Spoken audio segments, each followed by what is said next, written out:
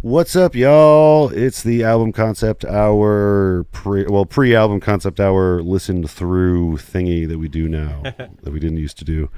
I'm your host, Brad LeBaron, and I'm starting this section off as if I'm starting off the podcast because I have special guests today. I'm not just driving right into listening to this alone or something. But we have in the studio very special guests, LUNAR MOTH on the show. I'm sorry. Could you guys tell me your names one more time? Yeah, I should have done this before I got on the stream. Oh, you're good. My name's Mac. I'm the bassist. Mac. Moth. Got Mac. I'm drums. I'm also the guy that you talk to on social media if you message us. Okay. I'm Amber. I sing and play guitar. All right, Mac, Gage, and Amber. I will remember this as we continue. I'm Brad. We have them in the studio to do a full listen through of an album that they actually brought to the table last time they were on the podcast. And so I'm really excited to dive into it with you guys because it's a fun album. We have Frankie and the Witch Fingers, Data Doom. And it's 9 tracks, about 41 in some change minutes. And we'll just go right into the listen through, and we'll start chatting and stuff. But awesome. Thanks again for having us. Yeah, again, thanks for coming in, and then it's weird because like there's this intro and then there's the like podcast intro that happens, So we'll do another intro in a little bit too, guys, and really get into the hard hitting journalism questions that we need to get into with LUNAR MOTH. So here's Data Doom. And then I'll throw the lyrics up if they have them. Okay, cool. Yeah. This is a weird question, but are these mics live on the stream too? Yes. So it's like a commentary thing. Yeah. So it's like a live reaction to the album, and then we talk about it. So, if you're watching the whole thing live, you're gonna get probably hear a few things, twice, Right. But cool. Like, I don't really know what part of the live stream people watch, like the reaction part or the listen through part, Hey, if you're out there watching, let Brad know what you tune into. We do. Like, I do have the comments up, so I will see them, or should see them, as they come in. I'd just like to say, this intro is the hardest hitting intro. Yeah. Oh, yeah. It comes in pretty Super fucking good. strong. Like, so, how long, do you know how long these guys have been active, and like, how many, or which album this is in the discography? So they've been a band for quite a while. I want to say 20, somewhere between 12 and 15. I know that's a really long span, but I think that's when they started. Okay. And I believe Data Doom is their 7th album. So their earlier stuff is fantastic, but like this is a lot more honed in that like powerhouse garage where their early stuff was like 60s summer of love psychedelia garage. So really, really good. Somewhere around the I don't remember what year, but like when Zam came out, 2 albums before this, they started heading in this direction. Yeah. I love this direction, and it definitely has more of a, I don't know the earlier stuff, but this feels pretty modern as far as, garage bands, what a lot of garage bands have grown into, like Absolutely. King Gizzard. I'm trying not to say King Gizzard. But I mean, King they're Gizzard all I'm in the talking same about. sphere. Gizzard, Yeah. OCs. Yeah. The original drummer for this band, I believe he was the original drummer, also is in a band called Triptide. Triptides. And then the guy with the long hair on the left up there, that's John. He used to be Frankie's drummer for a short while, and he also drums for Hoover 3. Okay. So they're in that LA. Are any of them Frankies? No, Frankie Frankie's one of their just- cats. Okay. All right. Are there witch fingers? Who are there? Or do we know this? Who the Probably witch hiding somewhere, I'm sure. I really like the changes in this song. Yeah. They're really, I don't know. They do it on a lot of their songs. It's just like really, really smooth transitions and changes. Yeah. Like this is kind of different from the intro. And I like it. Yeah. It's sort of like like the guitar is fairly simple. The drums are really busy, and then it'll change. Wait, there's some timey stuff happening right here, right? Maybe? I don't know. I think it's still in standard. It's more of a feel change. Yeah, it's more. Yeah, you're right. Yeah, it's more of a feel change there. Yeah. Vibe change. Vibe change. Yeah. And they go from like the guitar being simple and the drums being busy, and they switch to the guitar being busy and the drums being a little more simple. Oh yeah. Kind of like draws here. There's a musical term for that, and I forget. Well, yeah, that's what like it something is, where, like, you know, jazz does it a lot, where it's like everyone gets room for a solo. Right. You know. Yeah. But they're doing it in a way that doesn't sound like they're rolling into a solo. You know. I would like to say that their current drummer is a beast. He's incredible. Yeah, it's really good. He's pretty fucking tight. Oh yeah. And he called them Stoves. He's like, hey man, can I get a stove from you? I got Lucky Strikes in my pocket. I'm like, here you go.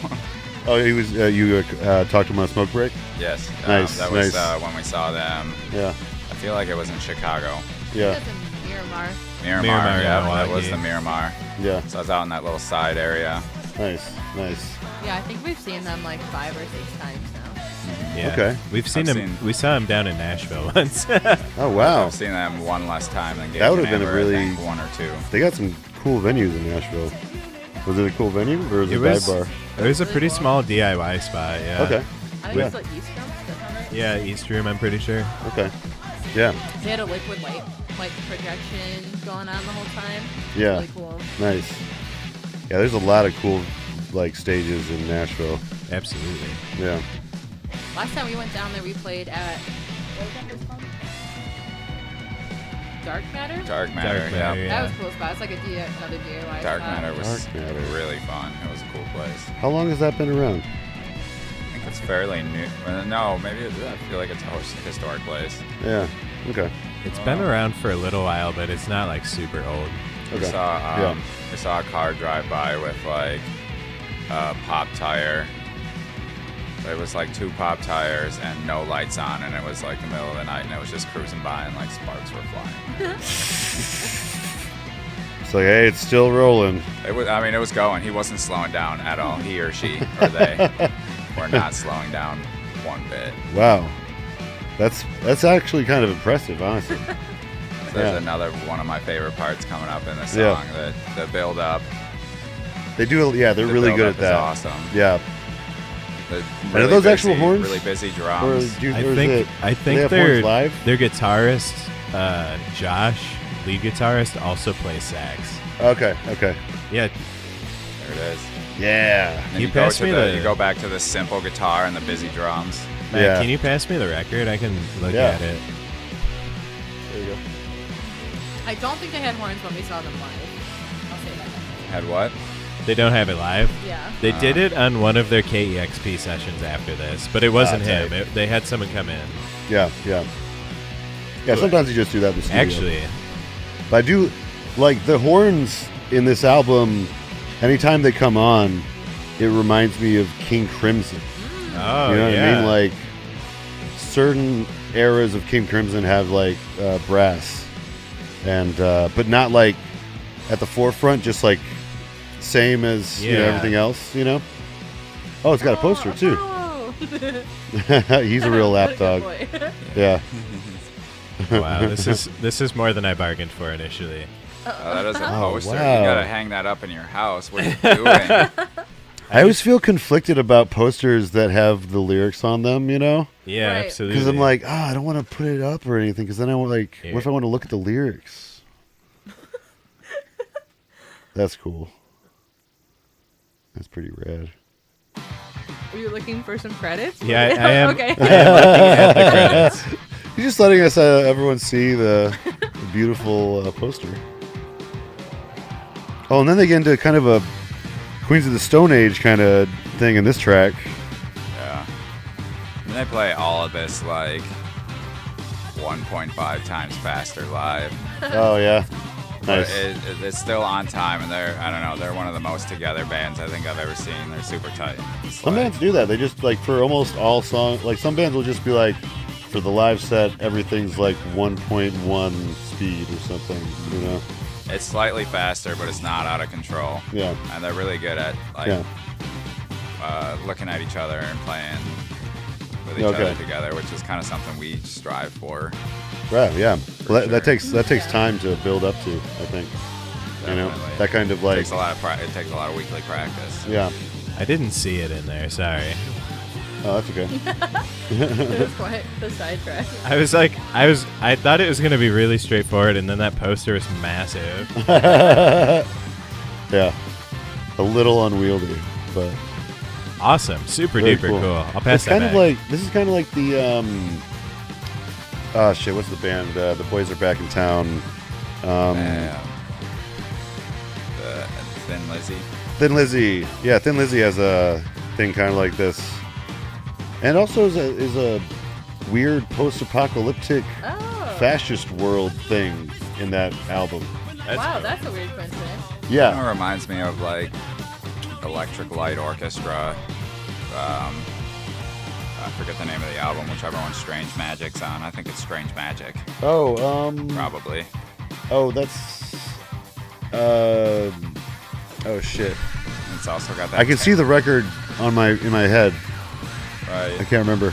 It's just like green, and it's focused down to a small point in the middle, kind of like that. Except I think it's somebody sitting in a chair or like an electric chair or something crazy, some Ride the Lightning vibes, but ELO edition. Like this part right here, very King Crimson.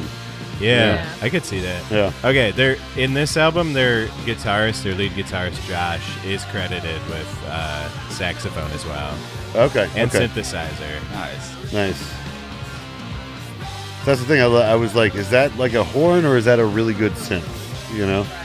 A lot of the times it can go either way, but I think he actually does it. Like I said, on one of their KEXP, they had someone come in and play saxophone on the side, and they had like an organ player, which is pretty sick.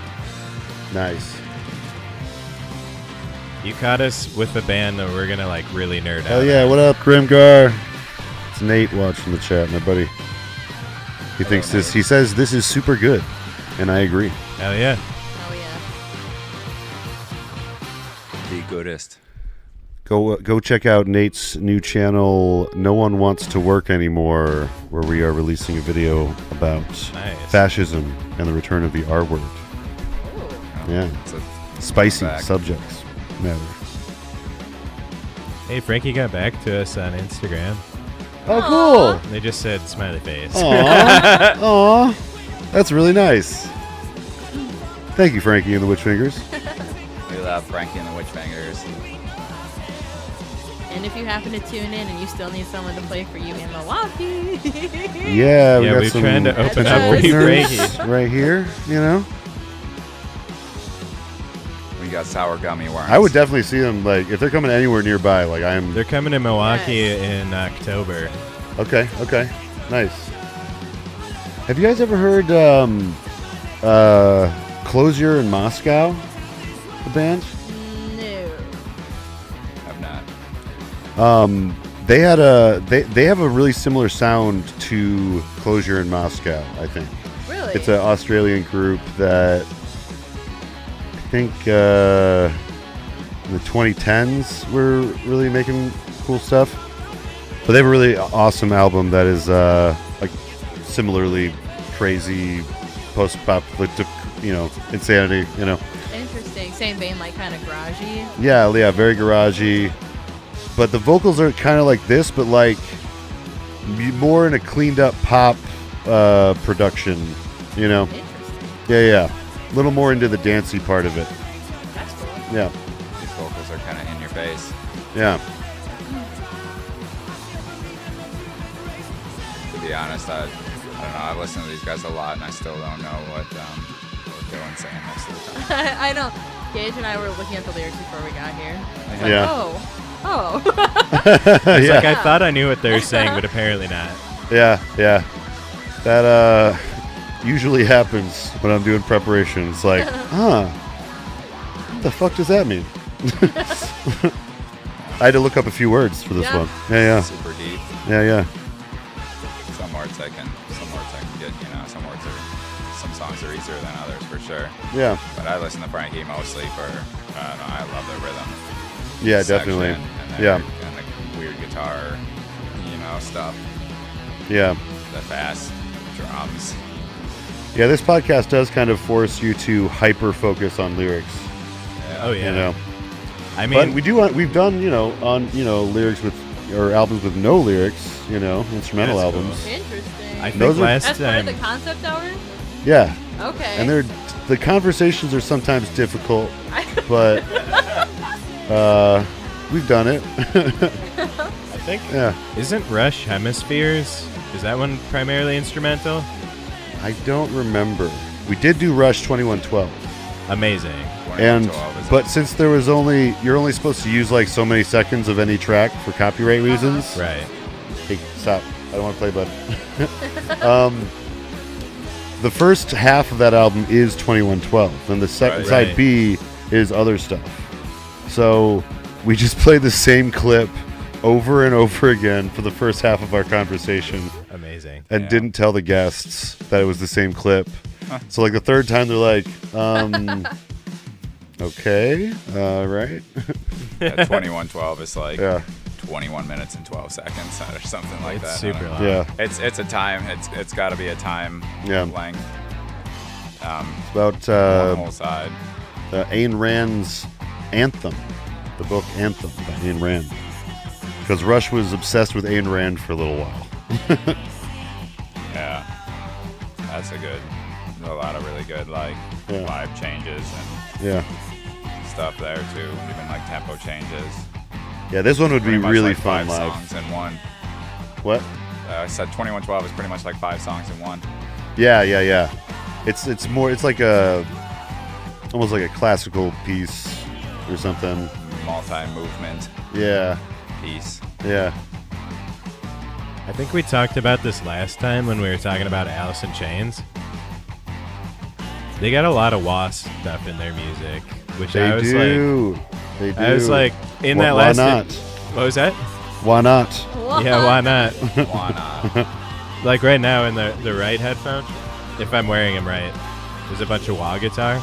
But like when we were talking Alice in Chains, I was like, where's all the wah in modern music? Yeah. It's right here. I guess you're eating your words now. Yeah. I am. Yeah. I was just thinking of the wrong music, I guess. Well, it definitely like. So much stronger than me. I feel like I don't know. It's probably just the popularity of hip hop or whatever, but it's like people weren't interested in guitar music anymore for a little while, It's true. Ouch. Yeah. Like we've had it with these guitar solos and wah pedals. I won. I just hit myself in the face. I pulled on that rope too Hey. hard. Hey, go lay down, bud. It's okay. We don't have to play right now. I know. He's but- he's mad because he lost the last game. That's why he wants a second chance, like best I love 2 you, out buddy. of 3 or something. But it's a pretty strong I love dog right you. there. You can see it in his neck muscles. Yeah. That's all he cares about is tug of war. They're beefy. He's a Tug of beefy war and boy. a little cuddle. Look Tug at of Yep. war and a little cuddle. Yep. That's all he wants. This dog's got 2 moods: tug of war and cuddle. That's pretty much it, actually. Yeah.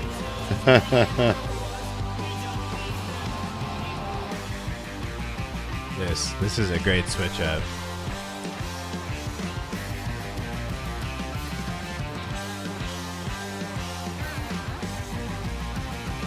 Chromatic.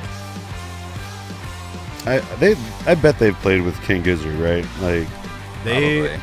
they have to have crossed they may paths. have. I know for a fact that they've opened up for the OCs overseas before. Okay. They've Yeah. also a really good friend and kind of like sibling band to King Gizzard. I'm pretty sure Frankie and the Witchfingers toured with Stonefield. They're not a band anymore, but they're Yeah. I didn't know that. yeah, they toured with Stonefield like a year or 2 before we got into them. Damn, I would love to see that. Because, like, yeah, some of these, like, notes, like, I don't think I heard, or some of these, like, I don't know, guitar licks, I don't think you hear until, like, the 2010s or so Right. from, like, Australian, like, garage rock. Like, I don't know. The best I can describe it is that like Nonagon Infinity King Gizzard shit, where it's like, yeah, it's just, I don't know, all over the place. Oh yeah. Like this part here. This was like, I was like, this is very King Gizzard, you know? I would imagine they have similar influences, like in interviews with their guitarists, they talk about being really inspired by like Can. Yeah. And I know Can inspired like all the modern garage rockers. Mm-hmm. Okay. Maybe I have to check that out. Yeah, everyone's got a different favorite Can album. Yeah. Okay. Okay.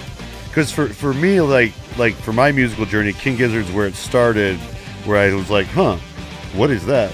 Yeah. Like, and then you discover there's like a huge like genre full of great acts, you know?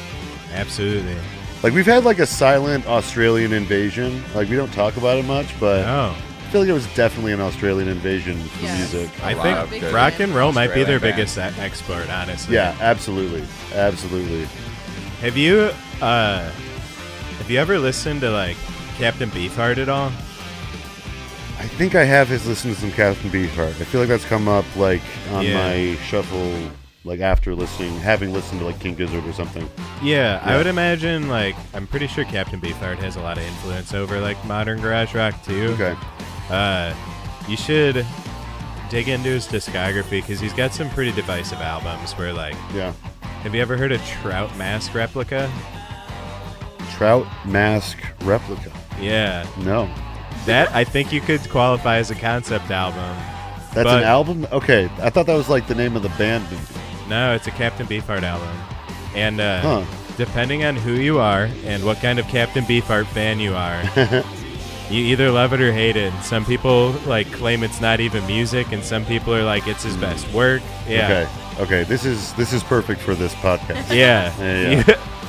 We like to determine whether things are music or not. Good. I think you'll get a kick out of it. It's a lot different than this. Yeah. It's like a Frank Zappa produced album, I'm pretty sure. Well, yeah, like that's the thing. Like there was like so much experimentation and shit that like, I don't know, some artists are just afraid to do, you know? Yeah, totally. Yeah, you gotta fuck around in the studio. Fuck around and find out. Yeah. Like Pink Floyd, like you find out like Roger Waters was just like going around with his little tape recorder thing, recording random sounds and mixing them into their songs and shit. That's awesome. Yeah. Yeah. They did a lot of like live interviews with people for The Dark Side of the Moon too. Oh yeah, Took clips from that. Those are just like random people that they brought in and asked completely obscure questions and recorded their responses to. Yeah. Like there's like that weird kind of stuff they would attempt and just throw in there. Like I do love that, you know, certain artists are given that creative control, you know, while still given the like funds to, you know, have fun with it. This one's a lot of fun. This track. This one's like super funky. This one reminds me of oh shit, what's the band's? Shit, I can't remember right now. This reminds me of a very 2000s band. Morning Teleportation. Yeah, that's what they're called.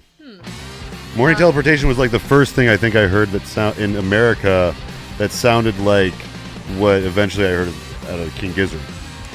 So it was like a garage rocky kind of thing, but they're from Texas, and I think they only made 2 albums because they're like one of the main guys passed away, but really good stuff. Really good. I'd like to check that out. Yeah. Oh, it looks like you have a comment over there, but my eyesight sucks. Oh shit. Yeah, the Captain Beefheart guitar. The Captain Beefheart guitarist filled in for Megadeth when Chris Poland was kicked out. Okay. It's Nate where I've heard talk about Captain Beefheart then. I didn't say know someone that. has mentioned Captain Beefheart many times to me. I had no idea. That's crazy. Yeah. That's really cool. Yeah, Nate's our resident Megadeth superfan. Nice. Yeah. That's what's up. Respect. Yeah. And then we recently watched it's not exactly Megadeth, but we recently watched Some Kind of Monster, that Metallica. Amber and I watched that like a year or 2 ago. It's wild. It's a wild doc. It's a really good documentary, honestly. And there's that scene with Dave Mustaine. Dave Mustaine. Yeah. It's real. Yeah. That was probably like one of the best things I've watched in recent history. Yeah. It was just so raw. Yeah. I wasn't expecting it at all. Like, no. It was... I was expecting, like, laugh and stuff, but, like, I wasn't expecting it to be so, like, heartwarming. It was... well, it was weird because it showed this band who was, like, at the height of their career, and their bass player left because he was like, you guys are, like, restricting me. You know, and they had to, like, deal with that. And, like, James's alcoholism, and them, like, writing this album, and, like, Lars showed it to his dad, and his dad's like, this isn't good. That was so messed up, that part. Like, it was Crazy. just like, oh my god, you can just see the trauma and where it came from, you know? Yeah. But, excuse me, but, like, sometimes, I don't know, and I can't remember if that part, like, the music was good or not. But sometimes you do need that person. It was just such a horribly mean thing to say. Oh, yeah, like, so bad. Yeah. He said, if I were you, I would delete that. Oh. Which is, like, worse than calling it bad, I Really think. bad. You know? Yeah. Rough. And then there's Phil, the therapist. I love Phil. I love Phil. And he was like, I'm considering getting a house out here. And they're like, why? Why? I loved it when he got to that point.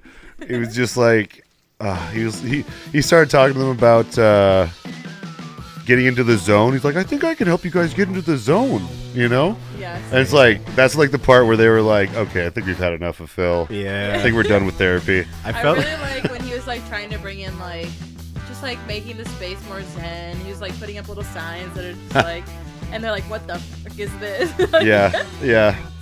I'm a pretty big fan of Kirk just being like, I just want to play guitar, guys. And one of my favorite quotes of all time is like when they're having the birthday party and Lars was just so mad. He's like, why is everyone wearing Hawaiian shirts? And they're like, it's a Hawaiian themed birthday party. It might have been a bonus thing. I don't remember. But Lars goes, life is perpetually someone else's birthday party and you weren't invited. I'm like, come on, dude. Oh, my God. Well, I think you got another comment. Hey, we got. Oh no, hold on. That's just. That's the other chat. Uh-oh. Feels like something in the Fallout You got a universe. side Oh yeah, chat? there was a post going around that was saying that there was a thing called plutonium jazz, in which people played along with Geiger counters. Nice. Nice. And there was a nice like wiki page that they had photoshopped. I thought it was real for about 12 hours. Wow. I'd be nervous if the tempo started to pick up. Well, like, and then the article thing says people had to stop doing this because of radiation poisoning. I'm like, oh yeah, of course, that makes sense.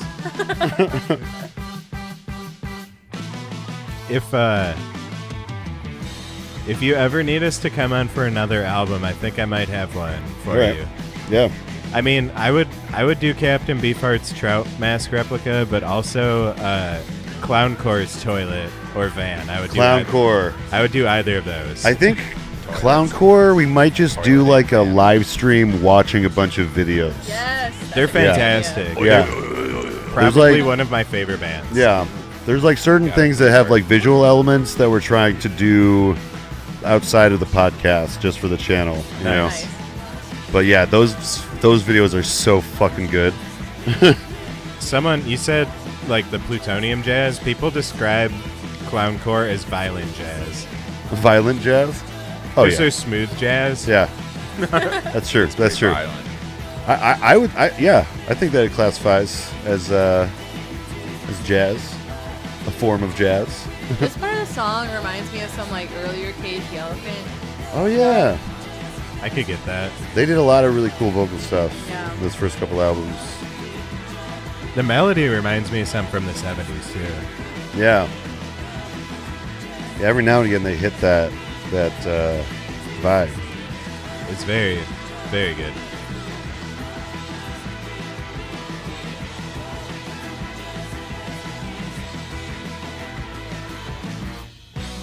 And they bring it back.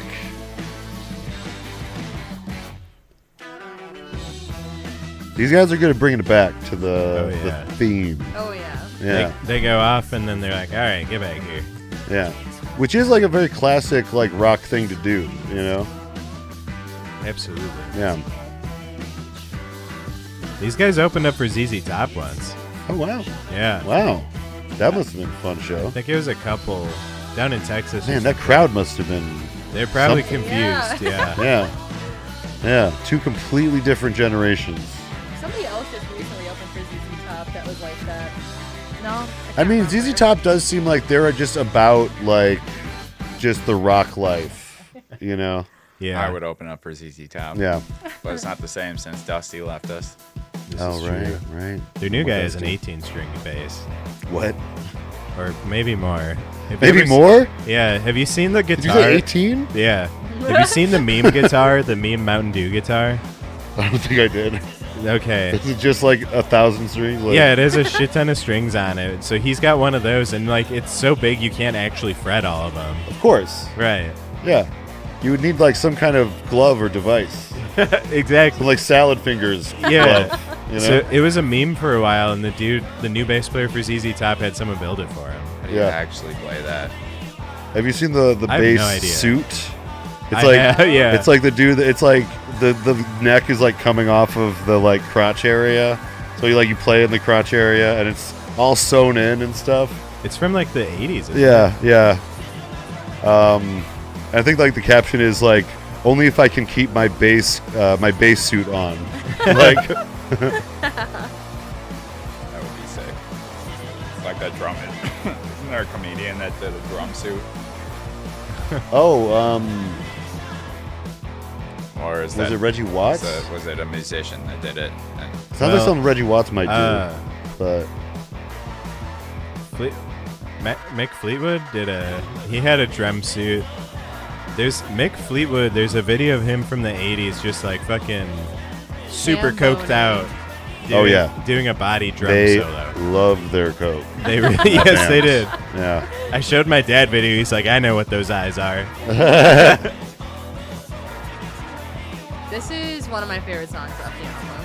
yeah, this one's This really one good. like combines so many like elements. Oh yeah. It's just a steady rhythm. Kind of reminds me of I like. Devo or Talking Heads. I could see that. Yeah. So especially that Small last sing bit. Stuff. Yeah. The way that he's singing it.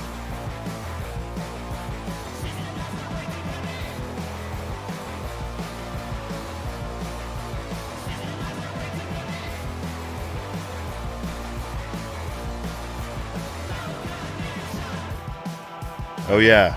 This part.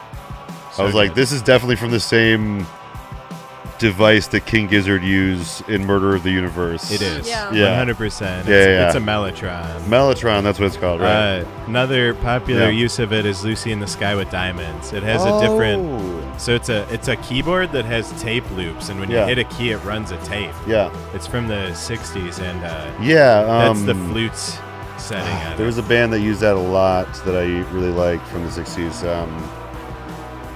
I'm not remembering band names today, but You're good. That's my life. I like that. yeah. We have some Guitar Mellotron in our soloed. last album, don't we? We did put some Mellotron in our last album. Nice. I don't remember what it is currently.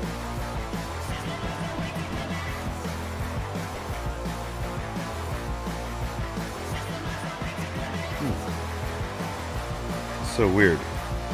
Sounds like going in and out of this ear.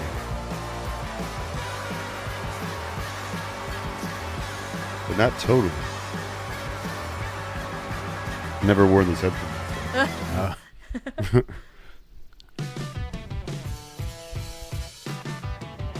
Like the way the drums match up with the guitars. Yeah. There. I'm a big fan of that. Frankie and the Witchfingers says that On a the lot. bass too. Yeah, and this, with the vocals too, they're like the vocal kind of matches the rhythm. Is this one in 7? This feels like it might be different than 4/4. But It's I definitely don't. in 7. Okay. 7/4. 7/8, whatever, maybe 7/8. 3, 4, 5, 6, 7, 1, 2, 3, Yeah, I think it is 4, 7, 5, 6, 7, 1, 2, 3, 4, 5. All right, 6, you're right. 7, 1, 2. You got us, Brad. It's not all in 4/4. Yes. Excellent. I've never noticed that until now. What? That this one's in 7/4. Oh yeah. Well, yeah, I got to groove so well. The bass is flying. Yeah, right. Yeah.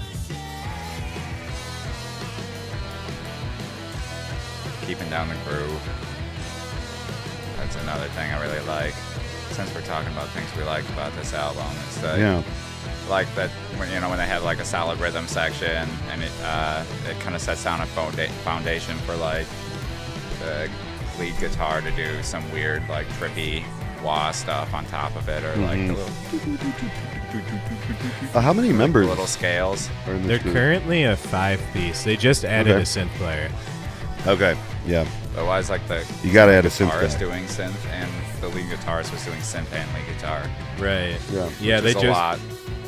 they just got John to join on synth, who Yeah. is a part-time pen pal of ours. I'll message him on Instagram sometimes. Nice. Ooh, flex.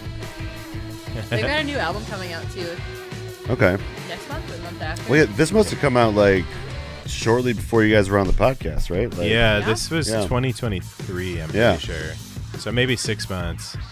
Yeah. It must have been real new. Yeah, I think they're about to release another one. Oh yeah. As far as like the themes and stuff, I like the whole like what was it? There's the sister system and the like non-dominator stuff. You know, Yeah. they talk about the dominator in the first track more, but yeah, a lot of good stuff about like masculinity in the themes and how it's time to feminize. Like right here, it's time we feminize. It's really interesting that you bring that up because I got a lot of the other themes and I didn't really. I guess maybe I wasn't paying close enough attention when we were going through it. I didn't get a lot of that. Yeah, I think- a lot of like the Yeah. human technology, like Flash and Yeah, like apocalyptic vibes as far as that goes. And, yeah, yeah. It's got a real like doomy vibe overarching. Like Mm-hmm. we gotta watch out for ourselves and like a definite technological overlord sense and like Yeah. the powers that be are trying to keep us complacent kind of vibe.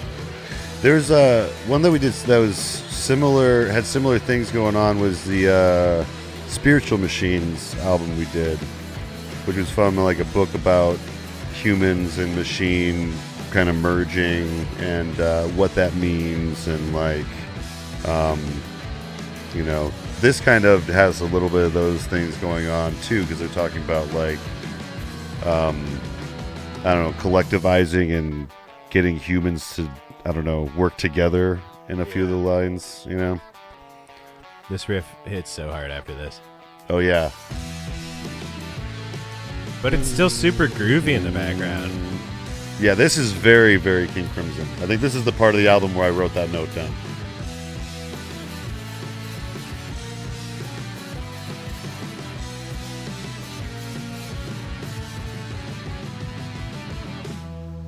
Oh, yeah, then it's just short and sweet. Nice. That's a good ending.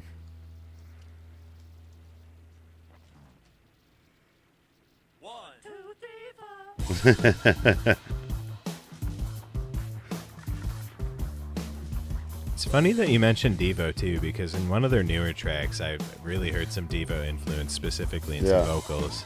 Yeah. Yeah, Devo, like, is surprisingly important. I didn't realize, you know, They're as a very millennial. influential, Yeah. I feel like I kind of missed out on a lot of that, being that my musical influences were primarily like 70s rock and roll. You know what I mean? Yeah, yeah. Like from music that my parents, or specifically my dad, imparted on me. Yeah. I think a lot of, like, 80s stuff, like, at least for me, was really soured by the fact that it was overplayed on the radio when I was growing up. Absolutely. Well, it's like The unfortunate thing, I feel like the main Devo songs that I know are like they're 80s stuff, and then the one from Jackass, you know? Yeah. I just know that one song. Yeah. Oh, right. Yeah.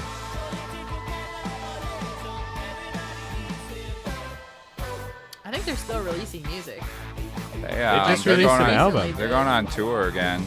As I saw, they were playing a show in Chicago last year or something. It was somewhere nearby, and I wanted to go. I was like, oh, I'd go see that. And like a surprising amount of people I knew were like, yeah, I'm going to see Devo. And I was like, Dude, that would be fun. You have a Space Ghost cup? Yeah, my sister made that for me. That's sick. Yeah. You're one of the few people that I know that know of Space Ghost. We had Brack on the podcast Oh, for real? a couple times. That's sick. Yeah. Like via, Zoom or whatever. But yeah. That's sick. Yeah. I was going to say, like, Really, really cool experience. I bet. Well, like, Yeah. I watched Adult Swim growing up, so, Yeah. like, Yeah. you know? Yeah. That was like, that is what my sense of humor was built off of. Nice. Yeah. I get that. Like I had a Brack shirt when I was like a kid, like I was obsessed with that character. That's and awesome. he would like kind of slip into, different like Brack voices just casually as we were talking and stuff, and he was Yeah. like, "What the fuck?" How did you get connected to him? Well, I just messaged him out of the blue on Twitter, and I was like, "Hey, I'm a really big fan. I'd love to have you on the podcast if you want to talk about something." And eventually he responded and did it. That's so That's cool. sick. Yeah. What'd you talk about? The first time he came on, we talked about the Christmas in the Stars, the Star Wars Christmas album, Nice. which is a whole thing. And then the next time he came on, we had him talk about. Oh yeah, we had like a playlist of like the best Christmas novelty songs. Okay. Or wait, maybe he didn't make it for that one. That might be the one that he didn't make it for. But it was like we wanted to have him on for that. Yeah. Oh, Styx, Kilroy was here. We did that with him. Oh, cool. Yeah. That's fun. Domo arigato. This Yeah. is a little Mr. after Roboto. that, but were you ever into like Fooly Cooley? Oh yeah. Okay, cool. Oh yeah. Love to. I read one of the like novelizations of like I think the first novelization that gave you like just a little more like context and story. That's cool. It was mostly the same. Yeah.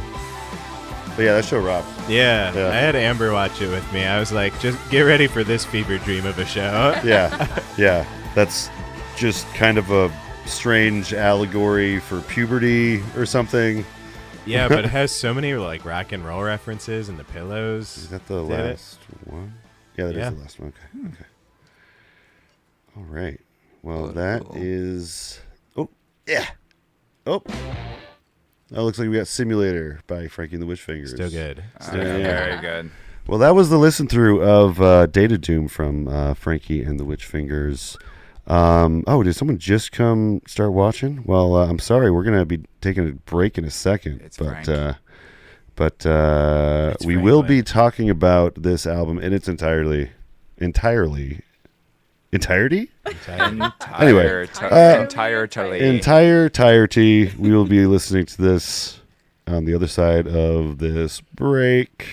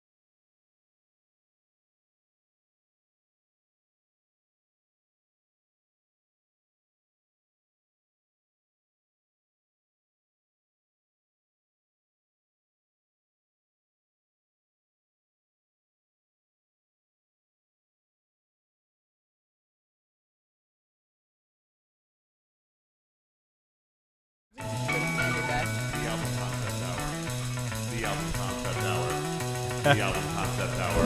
It's the album concept hour. Some Polygon Wonderland.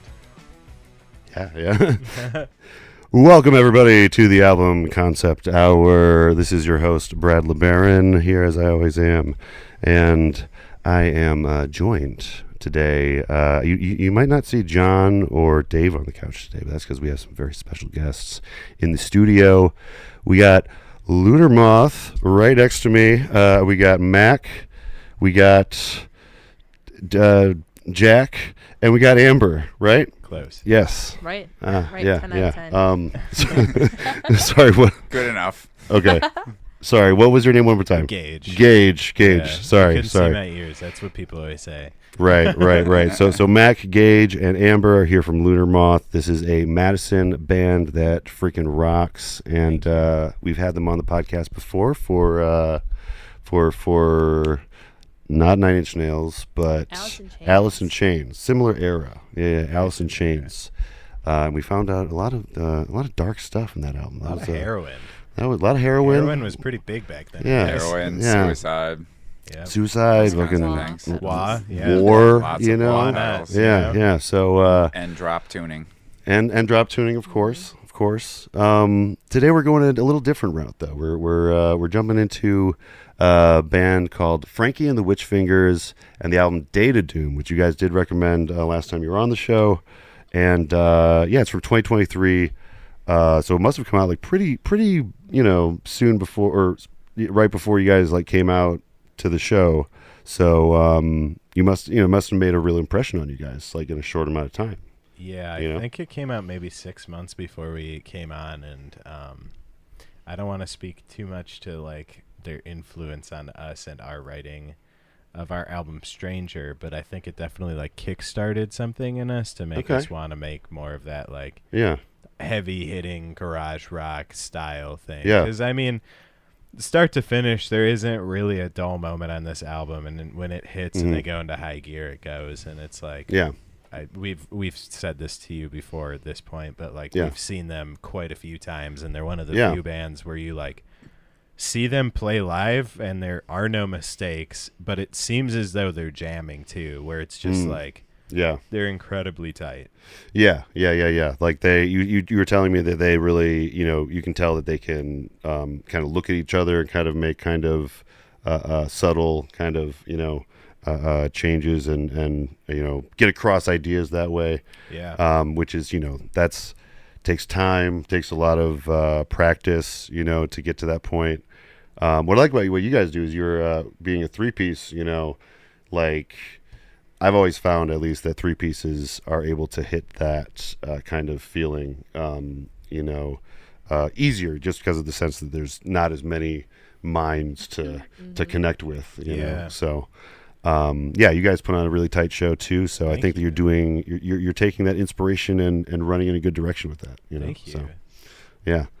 I was out to see you guys for the album release show that happened between the now and the previous episode, which is a lot of fucking fun. Yeah, that was one of I think the last shows they had over at the VFW. Oh, they're not doing. I don't think so. Oh man, I want to say they had a couple after ours. They had some sort of fundraiser there, and then I think the powers that be over there were kind of like, we're done. All right. Well, yeah, it's good. Well, it lasted at the VFW there. Yeah. I think if you like the shows at the VFW, call them and let them know. Yeah, please. It was a Maybe cool we can get spot. another one.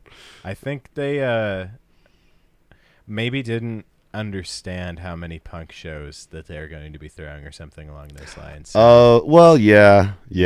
If you're gonna, I mean, it's a nice spot. And like a lot of people could fit in that room. There's big room. They got bathrooms. Yeah. You know what I mean? Like it was 2 bathrooms. I think they said that the capacity of that hall was like over 400.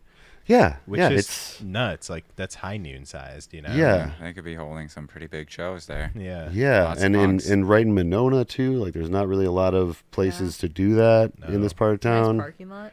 Yeah, exactly. A lot of bonuses. Yeah. Sorry for the sidetrack. No. It's one of those things like it's just ever changing with local music. Trying to figure out where to play and who will let you in. Yeah. You know, yeah. So let's usually at the beginning of the show we go around. We used to do this at the end of the show. Now we go Okay. around and find out what everyone's been jamming on before we get into the album. Oh. Oh. I'll just start. I've been jamming on. I was telling you guys about the Music League stuff. I'm always talking about the Music League. It's kind of become my what I talk about during this segment of the podcast, because the thing is, the music that I'm listening to is either the album we're currently listening to or something a friend suggested for me. You know what I mean? Yeah. I'm listening to music as a chore too, you know? This last playlist for me and the guys in the podcast, like Dave and Friends, was another normal playlist. So we tried to pick really normal songs, you know, what you might consider normal.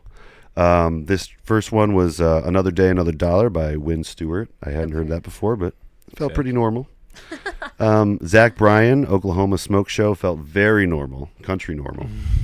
And then I submitted Everyday Normal Guy 2 by John LaJoie. Is it a normal song or just normal in the title? He's a normal guy, you know. So nice. I wanted to Double submit normal. that for the last normal one that came up, so I had to. Then we have I'm Too Sexy by Right Said Fred. You know, I'm Too Sexy. Okay. Yeah, I was glad to hear that again. It had been a while since that one came up. Classic. That one used to be Yeah. like an OG meme song. Where It people was. would be like, "Could you believe this?" Do you believe this actually happened? And you Yeah. watch the music video on MTV and be like, what is this? Yeah. Yeah. Come On Eileen by Dexy Midnight Oh, I Runners. love that Good song. That's a good normal person song. That's Very like song. that's like a big like karaoke go to, you know. Oh, absolutely. Yeah. Very song, much good. Yeah. Since You've Been Gone by Kelly Clarkson. Oh, what a yeah. classic. Love that. That's an absolute. And then the banger. last one, while I'll agree it is kind of a normal person song, I don't think Prince would appreciate being called a normal song. This is Yeah. Prince's Kiss.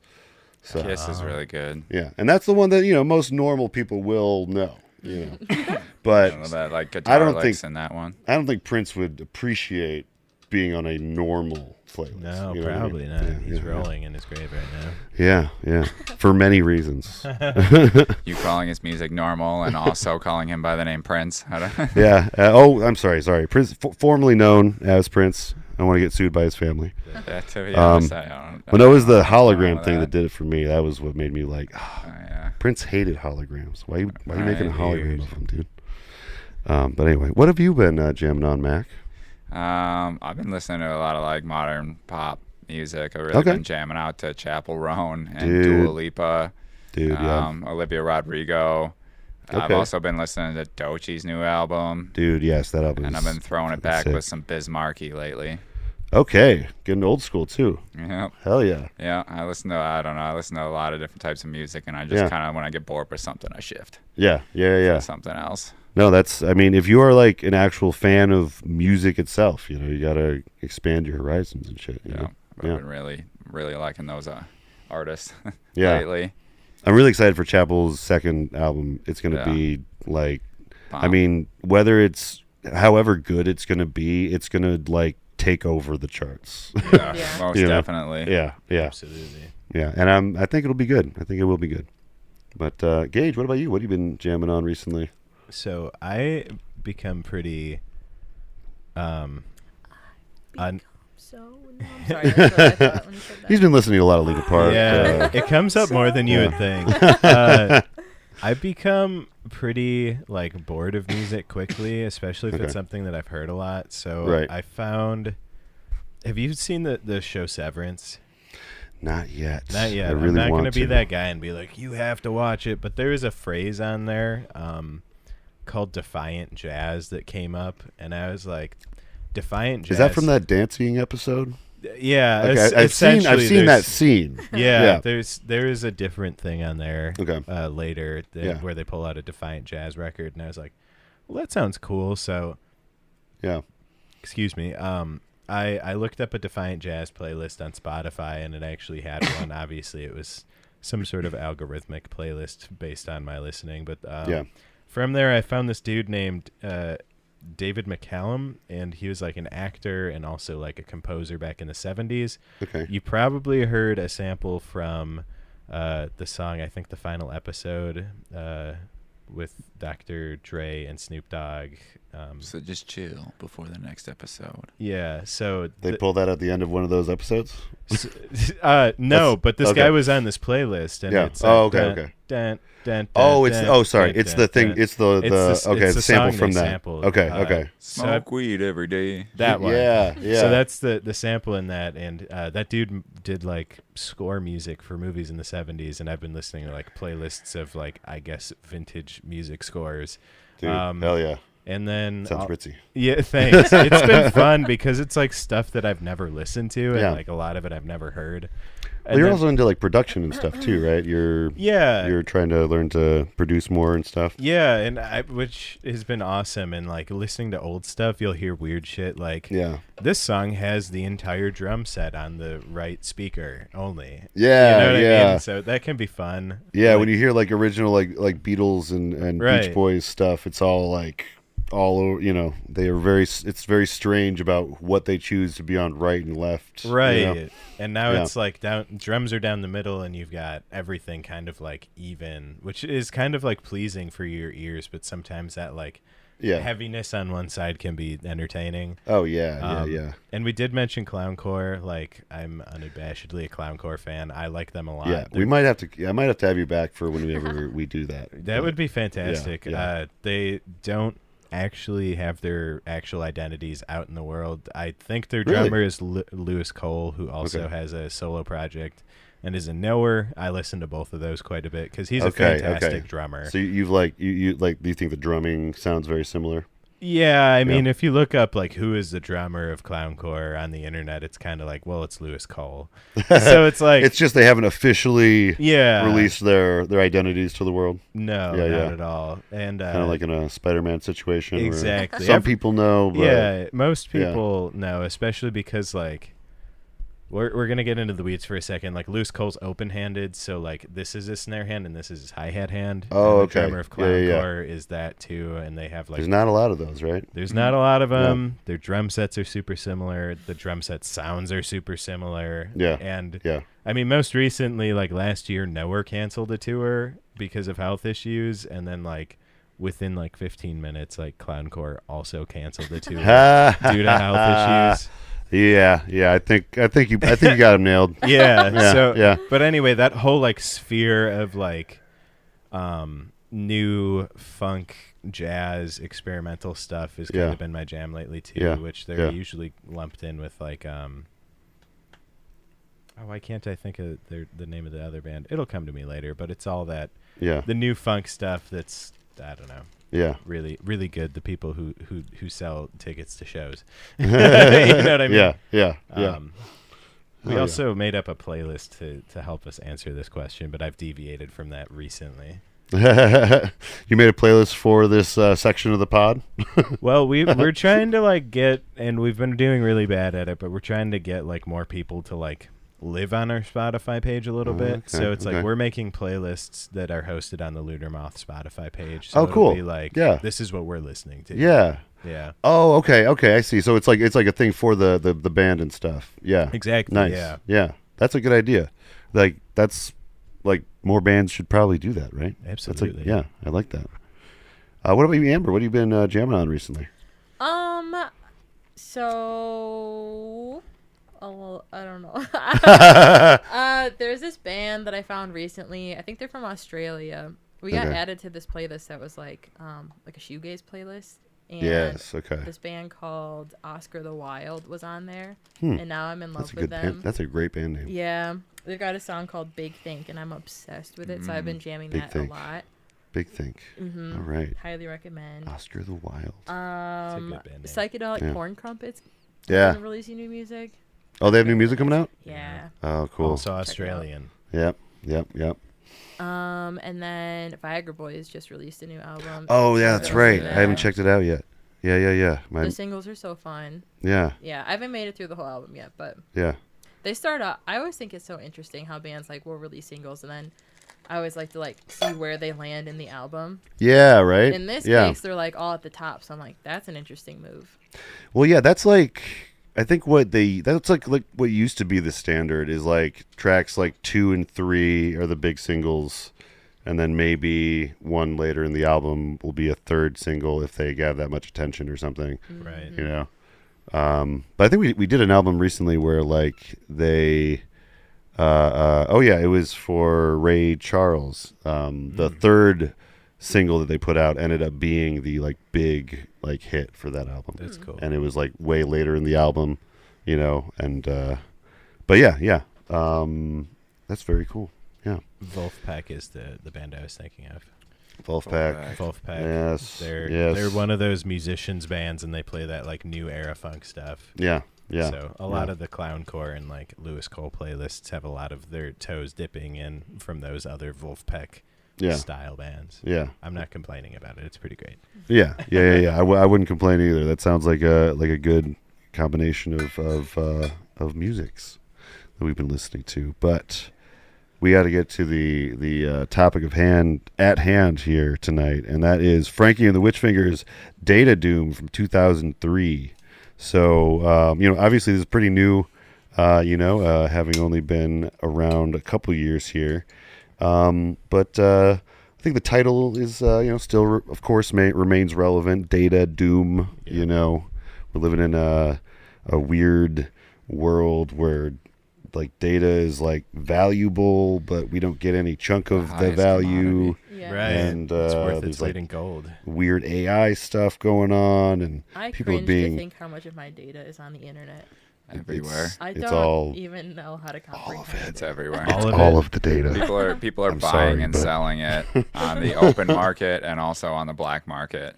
It's Wild. a thing. Yeah. Doge definitely has it on a hard drive. Yeah. But we might be living in part of this album's current like dystopia that they're putting forth. There's like a lot of themes of togetherness with humanity and rising above this situation and maybe doing better. There's some similar themes to Spiritual Machines, which we talked about on a different episode of the podcast. But and there's also this interesting sister system thing that comes up. So we'll get into all this as we go on. But this first clip we got for you, the album starts off real strong, and I think I got a clip from 2 sections of the song because it's a longer track. But yeah, here's a little bit of Empire.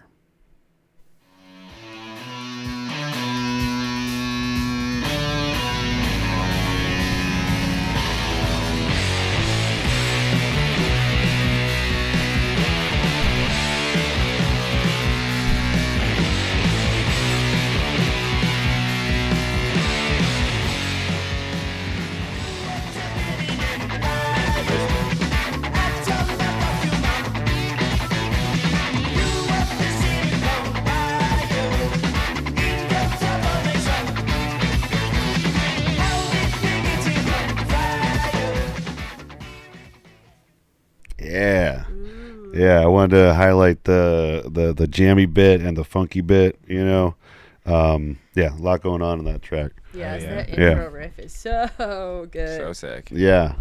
One thing we're mentioning is like the riff comes back at the end of this one really strong. They do that. They're really good at that in this album in general. And they know when they have a good riff. They're like a good bookend. Yeah. Dude. Yeah. They also picked the fantastic song to start an album off. You sit down and you start it and you're like, well, shit, I guess we're in for a ride. Yeah, it really pulls you in. Like it makes you excited for the album. That's what a first track is supposed to do. Really get you excited for the rest of the album, set the stage and the tone, and they do a great job of it. Absolutely. Yeah. We have the first little bit of kind of setting the stage for the theme or whatever is empire, starting with you want to build an empire, atom of the human, you want the silicon wired, in comes automation, and then this part I actually had to look this word up, How did we get here from fire nearing the eschaton, which is let's see, the last thing used in theology to refer to the climax of history, culminating in the last judgment. Interesting. Wonder where they learned that word. Yeah, That's cool. I don't know. I mean, I know a decent amount of Bible shit, and I definitely had never heard of that word. Me either. Maybe he's Catholic. Maybe. Something. I'm It feels like intrigued to Catholic. find out who writes all the lyrics for the band because I don't know, and depending on who it is, I'm assuming it's their singer, Dylan.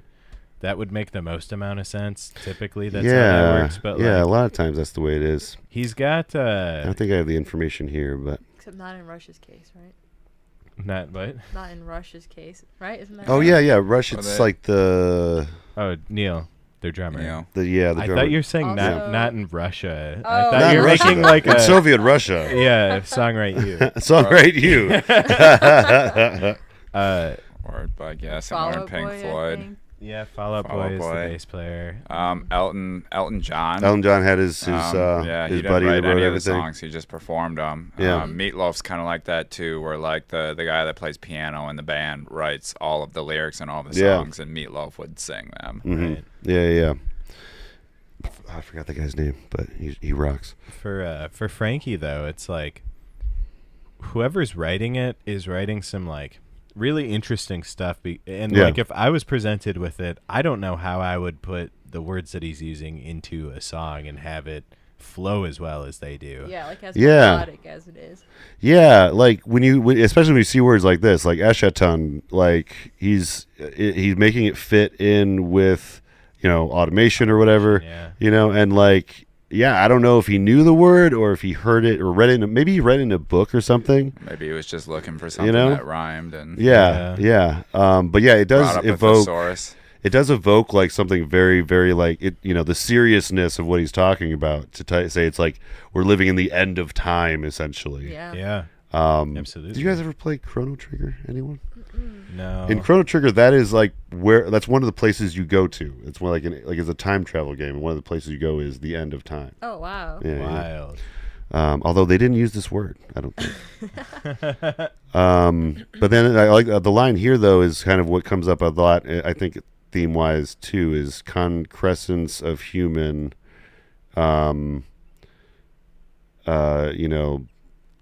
don't know. I don't know what concrescence mean actually. Sorry. That's another A+ word that they're bringing Yeah. out. I didn't know that they were like Yeah. as wordy as they were. Because Yeah. you just dance and you're like. "Doo-doo-doo-doo-doo." Yeah. Exactly. There's a very good rhythm to the vocals, and I kind of Yeah. like focus more on the vocal rhythm. Yeah. And how it matches up with the Oh, this is what I was thinking with of. the Sorry. instruments. Yeah, sorry. Face it, our humanness must stabilize.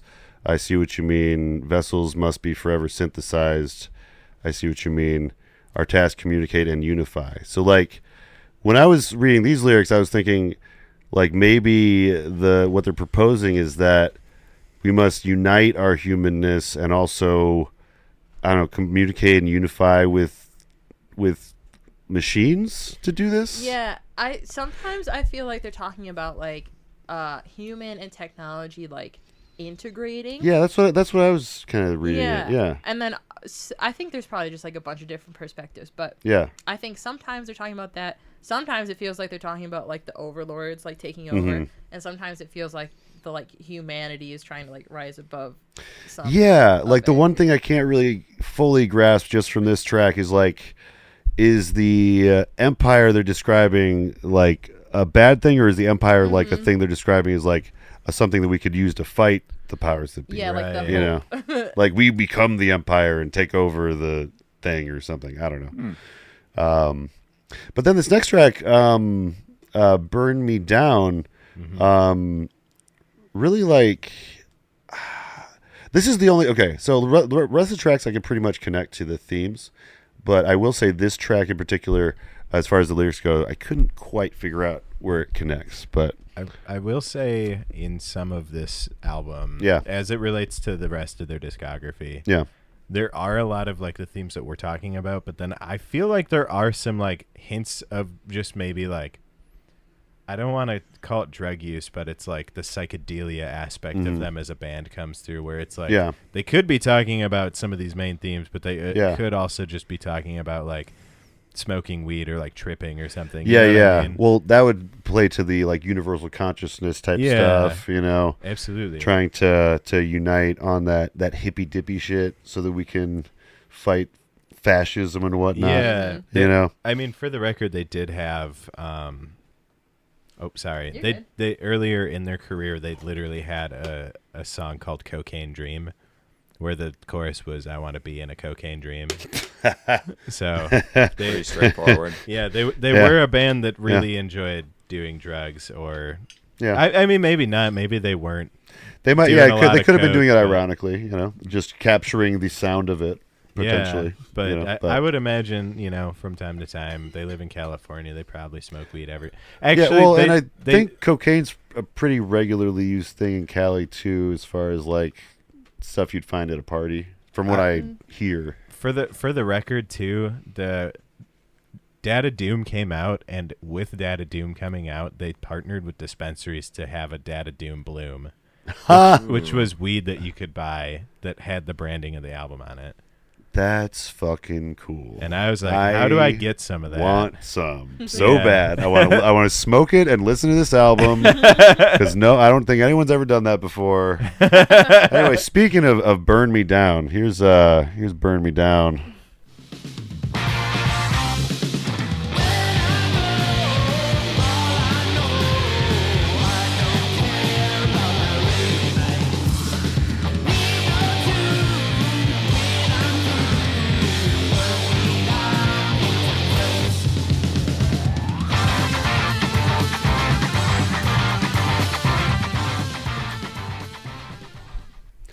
I will say a lot of the way that the guitar and the drums and stuff like play together definitely gave me some Queens of the Stone Age vibes when I first heard it. I was like, I could see that. yes. Like Though that one track in particular, I think, the famous one with the music video.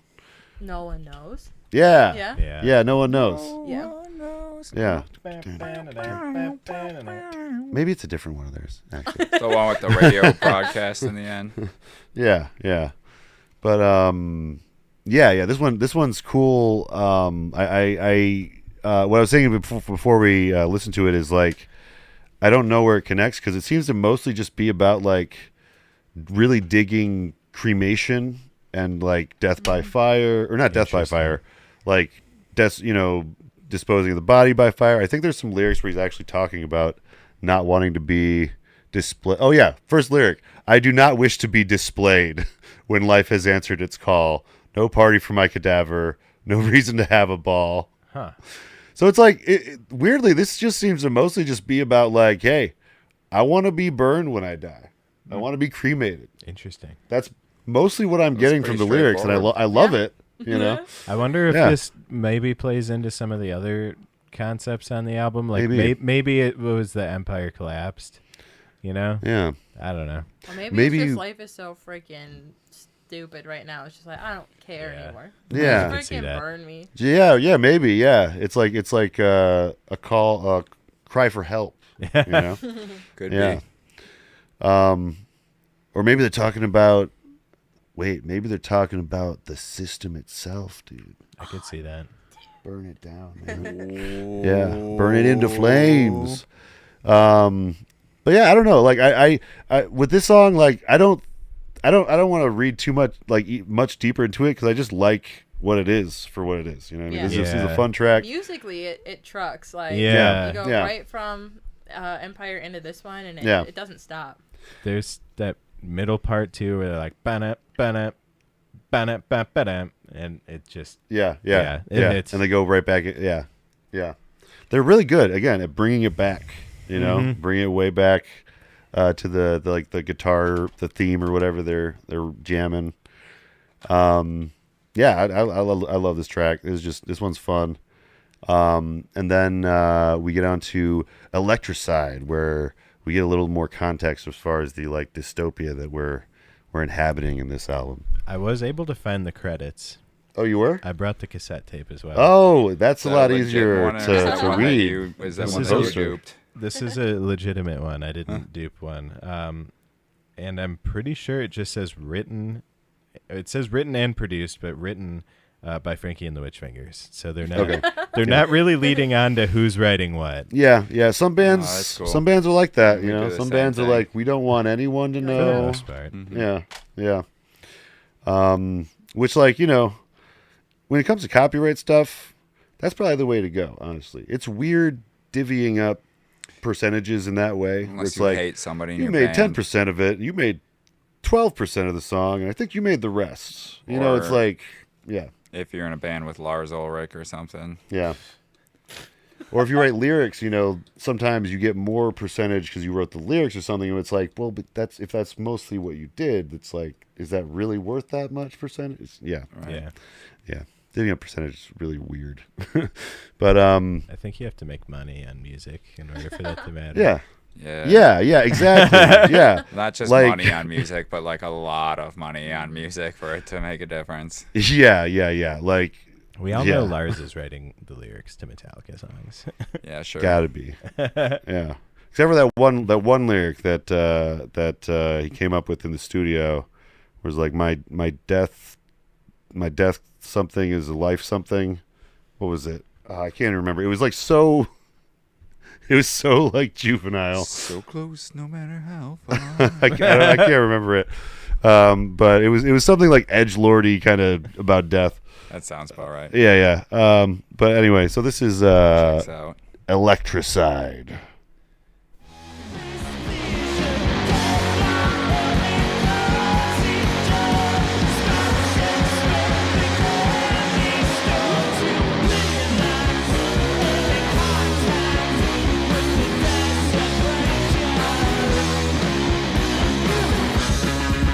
Oh yeah. Nice. Good clip.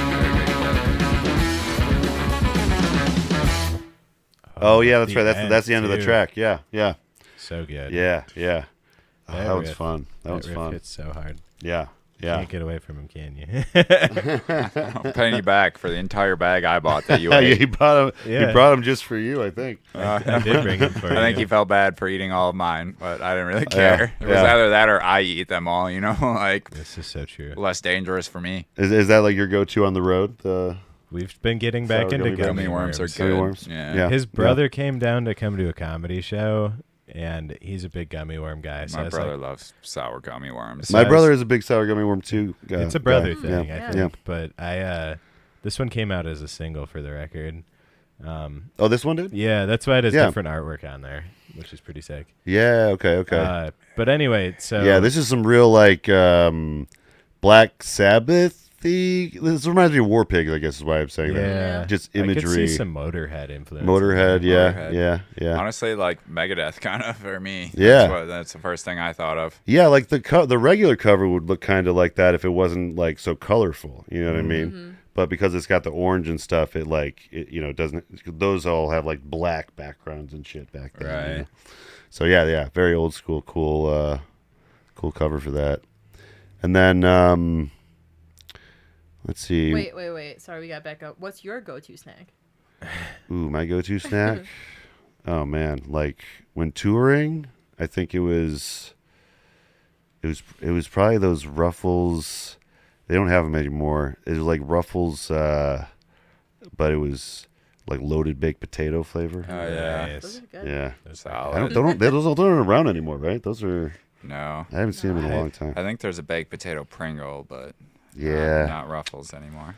yeah. I have a problem with buying chips at gas stations because they're so fucking expensive now. Oh my god. It's like Yeah. $7 for a bag of Doritos. Or Yeah, half it is. a bag of Doritos because Yeah. they're Yeah. only half full anyway. So When I'm snacking on a budget, though, I'll Yeah. get like either a tube or a tub of cookie dough. Okay. You know. Yeah. Then you take a little, like, little piece of that, throw it in the microwave for 30 seconds. Nice. You got it's like That's half what's up, gooey, okay. half cookie. You know, That's really a life good. hack. Yeah. A couple of years ago on New Year's, we bought Hot Pockets from a Quick Trip because we played in Appleton and stayed at a hotel. Yeah. And Quick Trip was like the only thing open at 2 in the morning on New Year's Day then. Yep. As it is. And yeah, we microwaved some Hot Pockets. So the first thing I ate all year was a I believe a pepperoni hot pocket. Yeah. Hey, you know, They were those pepperoni. hit the spot They sometimes. were. Nowhere to go but up. My favorite are the ham and cheese hot Yeah. pockets. Those are bomb. Yeah, yeah. And the meatball one. I think that was the last time I had a hot pocket too. It's Oh, like really? 2 years ago. I used to Yeah. eat them all the time back in like late high school through college. I ate Yeah. hot pockets, man. Same. I would buy them and fold the little cardboard thing so you had something to hold it in. Yeah. Yeah. It was great. And then I'd always like bite into it and it would squirt out and burn my hand. Yeah, yeah. I could also talk about this at length, but I won't, just for the sake of time tonight. But yeah. Talking Frankie and the Witch Fingers. Frankie and the and Witch Fingers? and snacks. And snacks, dude. We're talking about everything They go tonight. hand in hand. Yeah, we're learning how to tour. You know, Right. you gotta get your snacks on tour. Get your snack game right. But yeah. So this is the one where they get into like some of like the lore a little bit. We got this electric pesticide shit. First of all, where I think that they're kind of trying to intimate that. Let's see. It says wait up on making dust. Cattle farm. Coffin nail. Electric eye disrupts the way we know ourselves. It feels like a real kind of War of the Worlds scenario or something with Yeah. like little dudes walking around zapping people or something. I don't know. The electric eye, for whatever reason, just brings like imagery of the Eye of Sauron. Yeah, that too. To me, Yeah. a little bit. Yeah. You know. Yeah. But, I think he brings up either the electric eye a couple times in this song or throughout the album. I don't know which, but Oh. Yeah, I think he does touch on some of this stuff, like especially the Dominator stuff. Yeah. Because like kind of like how they're framing like the powers that be is like Dominator culture, kind of. Yeah. You know, which is accurate. You know, if you're living in unfettered capitalism or whatever, like it is supposedly run by that survival of the fittest or kill or be killed Yeah. bullshit. You know. So yeah, I think they're accurately calling out what one of the big problems is this Dominator mentality in general. And I think somewhere in here, I think they associate Dominator with masculinity and then Sister System Right. with femininity. Yeah. Because we'll get into it in the next track, but yeah, Sister System gets into like they're like trying to find a new place, new way of thinking, kind of. Yeah. Very psychedelic driven ideas in this album for sure.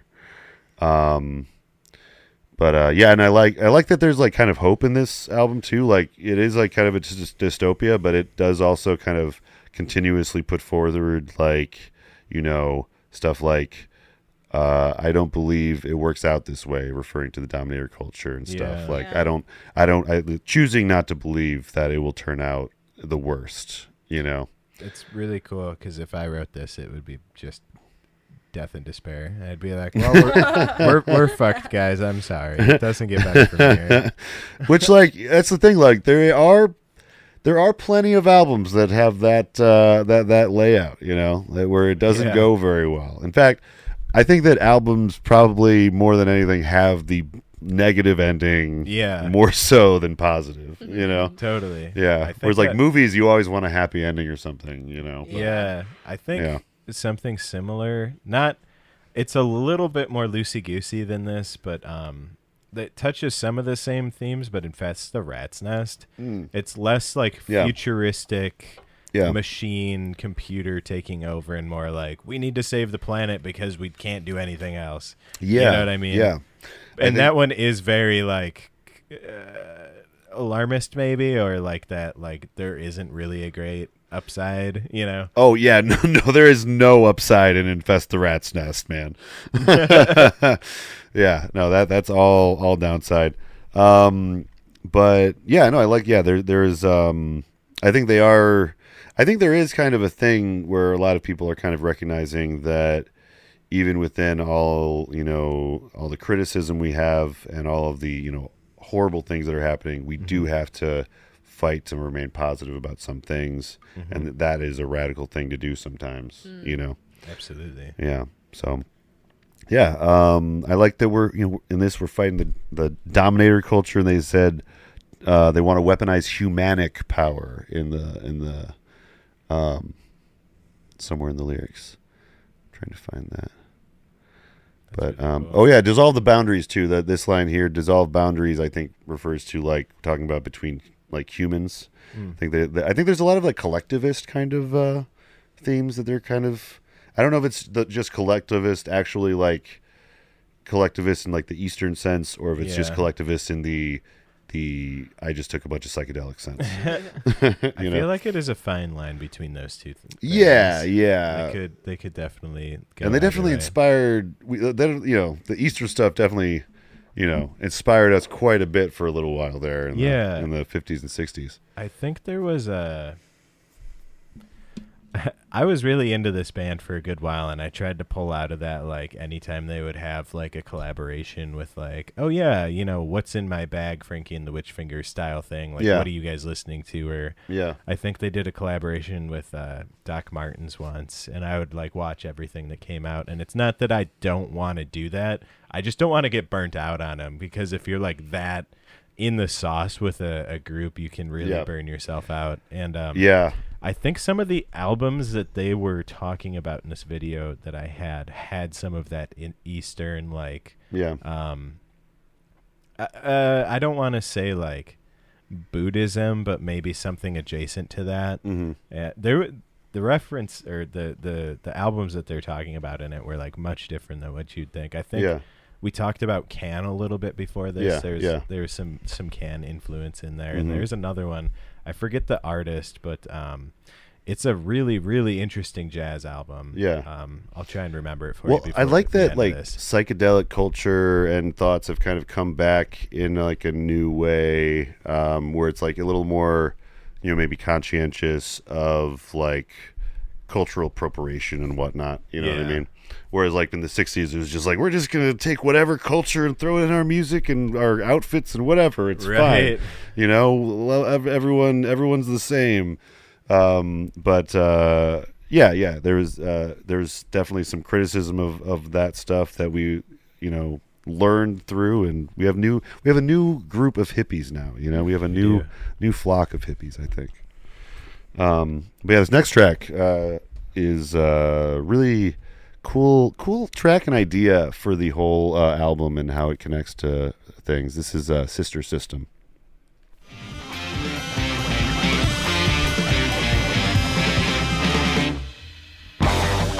Oh yeah.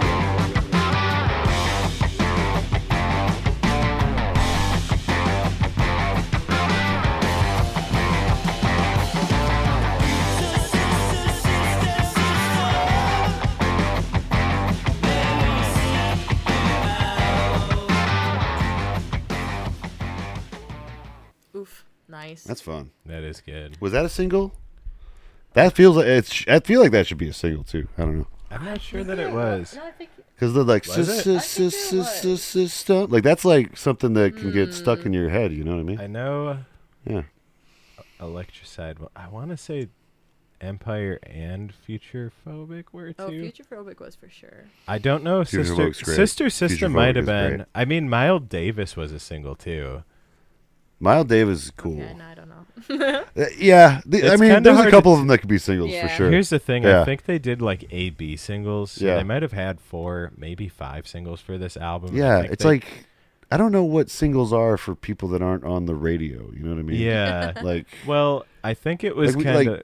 yeah, I don't know. I It's think just a teaser. It's just a way to kind of spread out. Yeah, Should make the yeah. album a little bit longer. Yeah. I think the idea nowadays is to kind of like put out like what they did. If let's say they did do 4 singles, they did the ones that maybe were like best foot forward, and then like maybe something a little bit different for the hardcore fans, and then like do that twice. And then you can put out 7 inches. Yeah. Which I think is what they ended up doing. Amber has one of their 7 inches. Okay. that has, Okay. Cool. Yeah. Electricide on it, right? Mm-hmm. Yeah. And then, I don't know. I'm having a hard time remembering because it was 2023 when they were releasing all this stuff. Yeah. That's fair. Yeah. It's so hard to keep track of. Yeah, and like I said, I mean, it's also hard to like keep track of like what singles are, at least for me, because like you said, they're more like previews for what's to come, more than like It's to hype up the stuff album. that you're gonna hear on the actual terrestrial radio. Right. Because I don't know, terrestrial radio is just whatever is in the top like 1% or whatever of music or by us you get pop, country, butt rock, or the college station, which is awesome, or WORT, which is also awesome. A little bit of everything on those, but like outside of that, terrestrial radio is like one of my dreams is to own have a radio station. I think that'd be so dude, right? Cool. Oh yeah. I think that would be really cool Amber too. FM. Amber FM. I'd be so shy that I just wouldn't talk at all. I'd just be like, okay, here's the next one, and then it would just be like 4 hours of music. Straight up. Yeah. Just music all day. I mean, you can do that, on. You can live stream doing that kind of stuff. That's true, but something about like the physical radio aspect of it is the part that I really want the most. Pushing buttons and turning knobs. Yeah, maybe I'll get a ham radio and I'll just start blasting out there you go. something there you on go. I think it harkens to a story that you once told me about a band had like a pirate radio station. They were just broadcasting. Dude, like pirate radio back like in England or whatever. You ever read about that? No. That shit was crazy because like the BBC was trying to like censor a bunch of stuff, and like there was kind of that kind of Margaret Thatcher era or whatever where stuff was getting a little authoritarian, and there would be these people that rode around on boats around the international waters of England, broadcasting that stuff that the BBC wouldn't play. Wild. Yeah. Like literally just going out like and just actual pirates out there, Yeah, it's just crazy. Speaking of going out far away into international waters, nice. This track is about the sister system. It's like I don't know if it's like a parallel universe situation, or if it's like another star system. But the idea though is kind of it's like from what I can tell, it's like an anti-patriarchal type system that's like more collectivist, more I don't know, kind, I guess. It talks a little bit about how her brother is at war in the song, which I think is referring to our system, Yeah. Yeah, I think like an actual sister system would be like a different solar system or something that's right. like similar. That's like sister cities. Right. Yeah, like what's that one that's on Orion's belt? I think that's the closest one. I think that supposedly has a pretty similar situation. I don't think it's a sister system, but it's like the one that we would travel to if we did travel because it's the closest one. Gotcha. Yeah. But yeah, I like the way he sings it. The system. And I was passing now, known to me to grow in your hovering sun.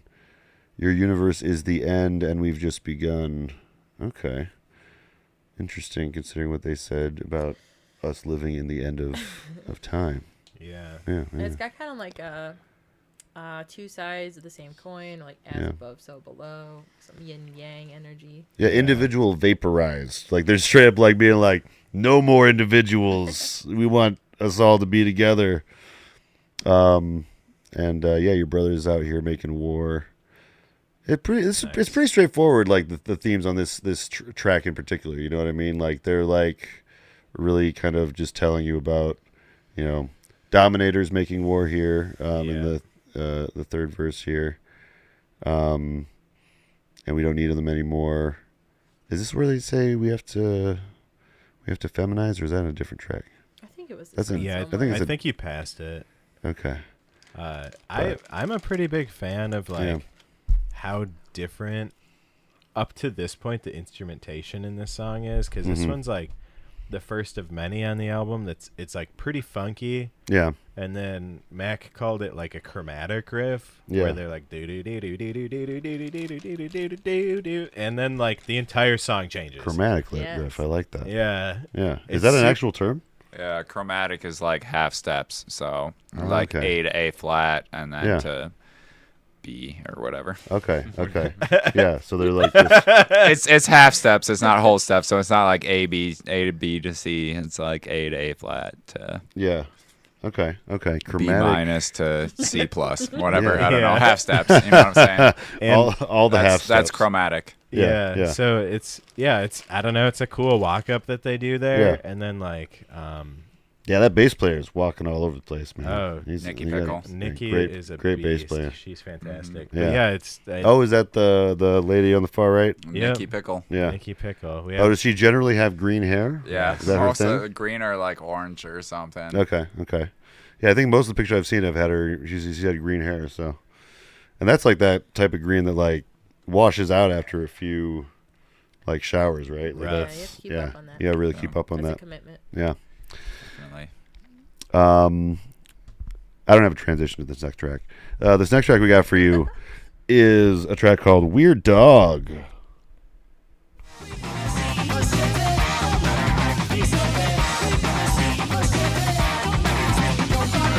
Funky guitar. Oh yeah.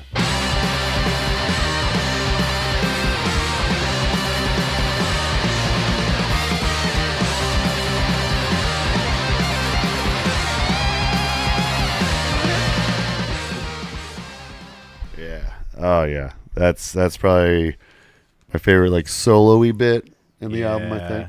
Yeah, that one goes pretty hard. That one is a trip and a half. Yeah. I like during the I'm just gonna call it the funky part for lack of a better term. They have like the vocal hooks, but then it always comes back to like a guitar hook where it's like boo doo doo doo doo, right? Yeah. And it's like kind of a signature that they'll kind of like trade off between them. And then like Yeah. what you were saying, there's a point in the song where you're like, okay, go, and then they hit it hard, you know? Yeah. I love the do do do do do do. Like it's got like the way he's singing, he's got a nice like rhythm to it. Yeah. Almost I don't know, is that like a cha-cha thing? What am I trying to think of? It's got a cool rhythm to it though. Yeah. His vocalization, I feel like sometimes, because he's not, I'm sure he's got a big singing range, Yeah. right? And he can Yeah. like yell and get pretty high, but like in songs like this, it's like, you're right. His singing is more rhythmic, as though he's Yeah. like playing with the band as opposed to singing on top of it, which is Yeah. It really cool. It reminds me, I mentioned in the listen through of a band called Morning Teleportation. Really, really great stuff. If you want to hear, very similar stuff. Their lead singer tragically passed, so I don't think they're making any new stuff. But this is really, really similar. And I also love that like it's called Weird Dog, which doesn't seem to really have much to do with the song, and it just says, the chorus, we're gonna see Machete, well, matter of fact, disobey. We're gonna see Machete, come back and swing your body. Oh, so it's like, I don't know if this is talking about like revolution type stuff. Like we're gonna come in with our machetes, we're gonna like tear this shit down, or they also bring up the Tao here. The sweetest thoughts are better off alive. Walking or waking up the core, waking up the hive, waking up the Tao, waking may arise. So there's a lot going on in this track, but it's like kind of what's the word I'm looking for? It's not like direct what it's about. You know what I mean? Like it's up for interpretation. It's not like a lot of this stuff is not like linear storytelling. It's kind of world building and like through imagery. Yeah, like has Machete come up before? Ever? I don't know that it has. I mean, I'm gonna be. It almost seems like it was like something that they're coming back to. I mean, like, don't you know? Yeah, you guys know about Machete, right? Fuck. I kind of feel like in their past records, I've maybe felt similar, where I'm like, oh, I kind of think I know what he's saying, and then like you read the lyrics, you're like, that is nothing like what I thought he was saying. Yeah, like this, like it strikes me as like a song that's like maybe written from the like kind of Paul McCartney school of thought, where it's like, this sounds cool, I'm gonna sing it, like regardless, divorced from any meaning whatsoever. I almost feel as though like the more dancey part could be separate from like what you're talking about towards the end, where he's like talking about waking up, where it's like the other part might be like, oh yeah, let's have a good time, and then it's Yeah. like, okay, good time's over. We gotta wake up. Like, Yeah, wake right. up, come back to the real world. Like you gotta Mm-hmm. realize what's actually going on here. Yeah. Maybe it's maybe like the machete parts are kind of like people just getting completely obsessed with the action part of it. Yeah. And he's like, no, we got to come back down to earth a little bit. I mean, and I mean, I guess he's talking about desensitization a little bit. Yeah. Where was that? Oh, I lost it. Never mind. But yeah, that's a fun track. Weird Dog. I just that this track in particular, like, if it works on its own. Doesn't need to be connected to any album at all, and or it's a fun little track that shows their kind of eccentricity, I think. Yeah. What? Sorry, I was gonna say, like, we did just listen to this album before talking about it now. Yeah. So like none of this is a surprise, but we're like halfway through it right now. Yeah. And I'm like, damn, this is another freaking great song. Like, I've listened to this album so many times already, and we're coming back to it. I'm like, man, another freaking banger. And Sometimes the podcast is a lot of us saying this song is a banger. Yeah. I love this song Yeah. because like there's some albums it's like every track is like, hey, every track is a hit, you know. And yeah, this is a fun album. Then we get to this track Doom Boom, which is the closest we get. It's not quite the titular track, but it's very close. Here is Doom Boom.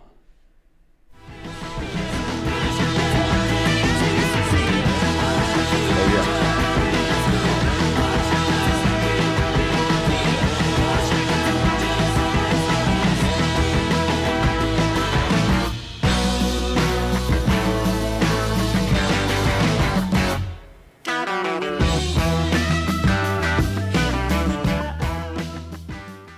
Yeah, I wanted to get the part where they come out of that section because I love because like most bands would end with that, you know, all the vocals overlapping Yeah. stuff. You know, usually that's where you want to end it because like, oh, look at the vocals, it's so cool.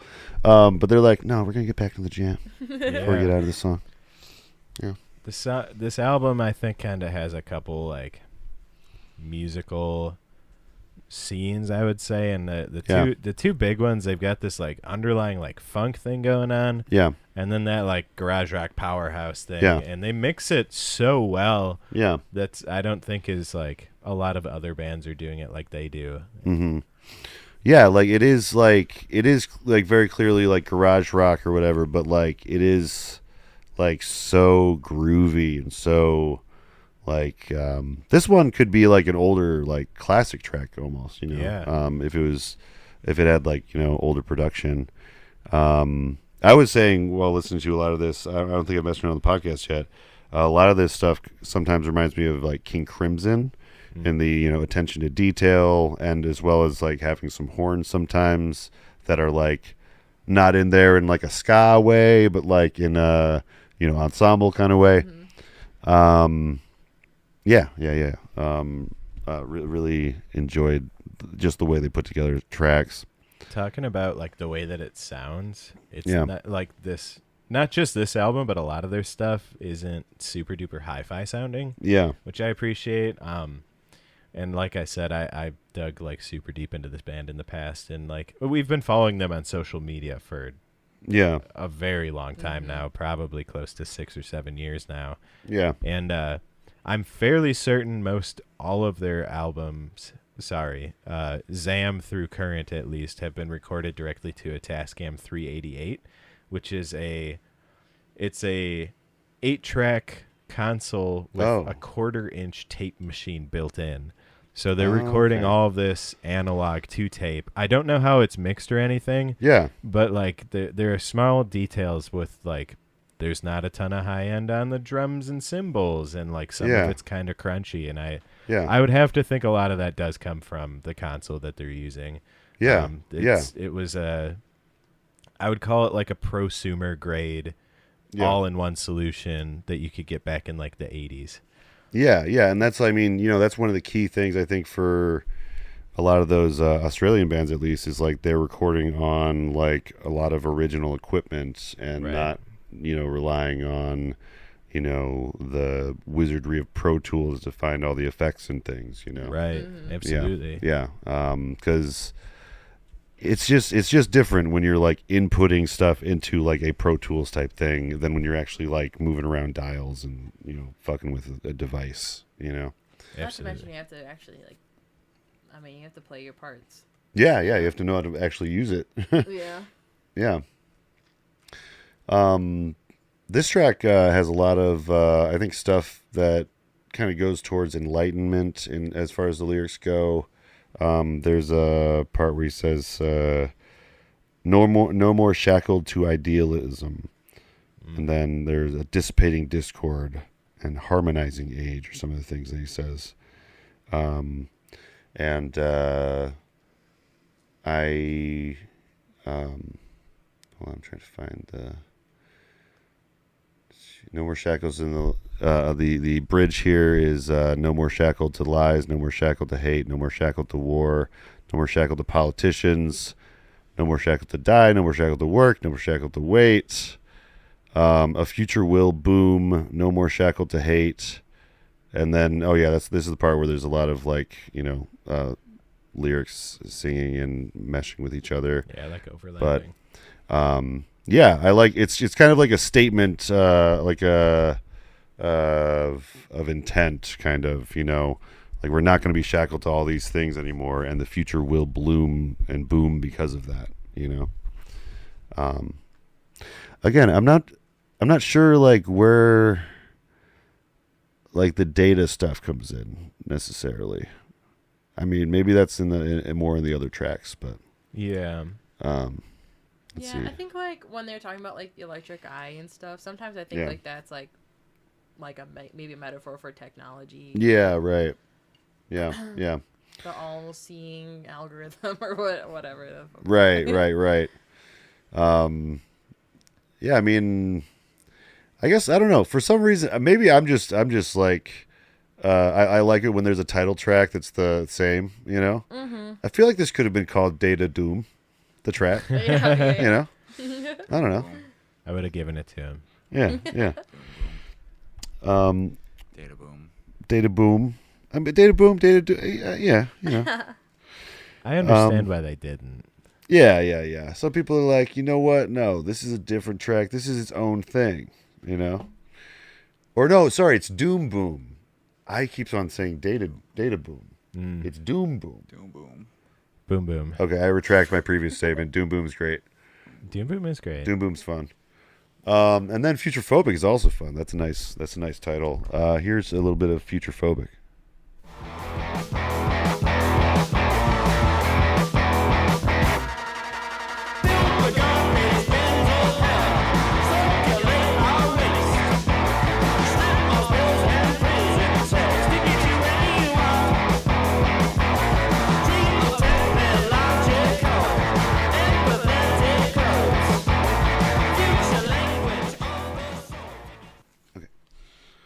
Yeah, that is Future Phobic, and it is the 7th track.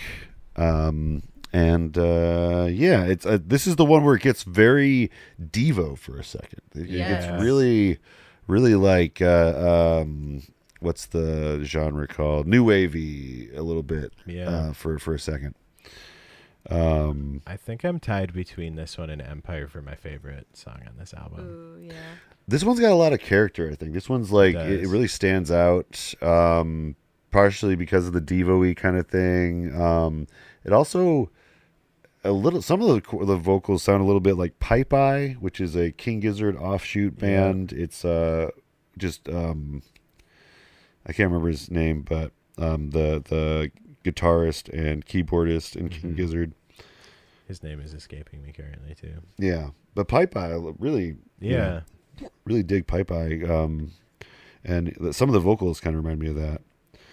But yeah, in this track they're discussing kind of the trappings of capitalism and commercialism and stuff, and all the fun stuff that comes with all that.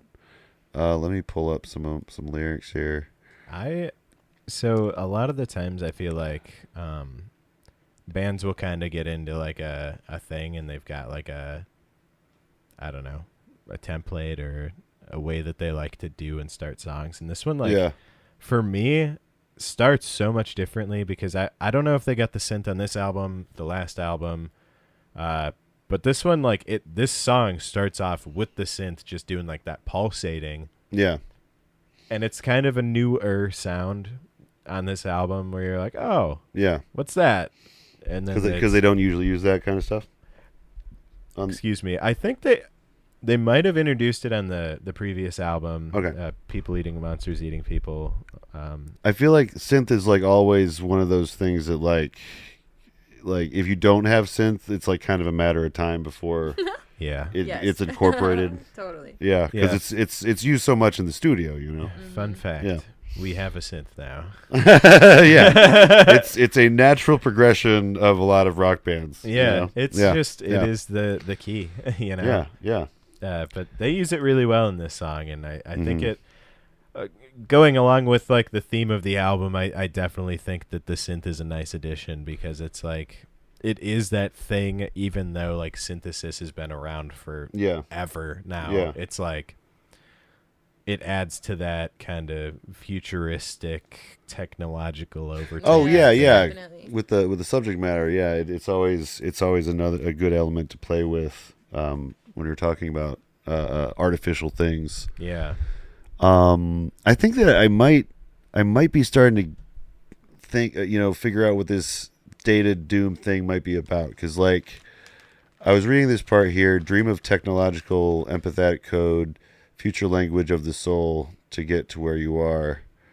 But earlier in the chorus here, system has no way to connect. System has no way to connect. No connection. So I think that maybe the Data Doom that they're talking about is like the fact that we have this technology that can be used to connect all of us in a beautiful way.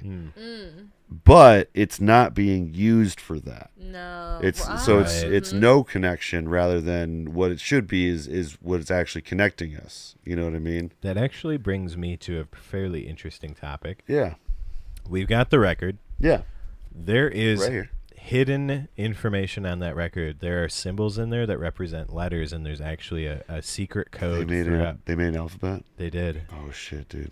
Yeah, and I wish I knew that before we started. I am so sorry. We should. I would have.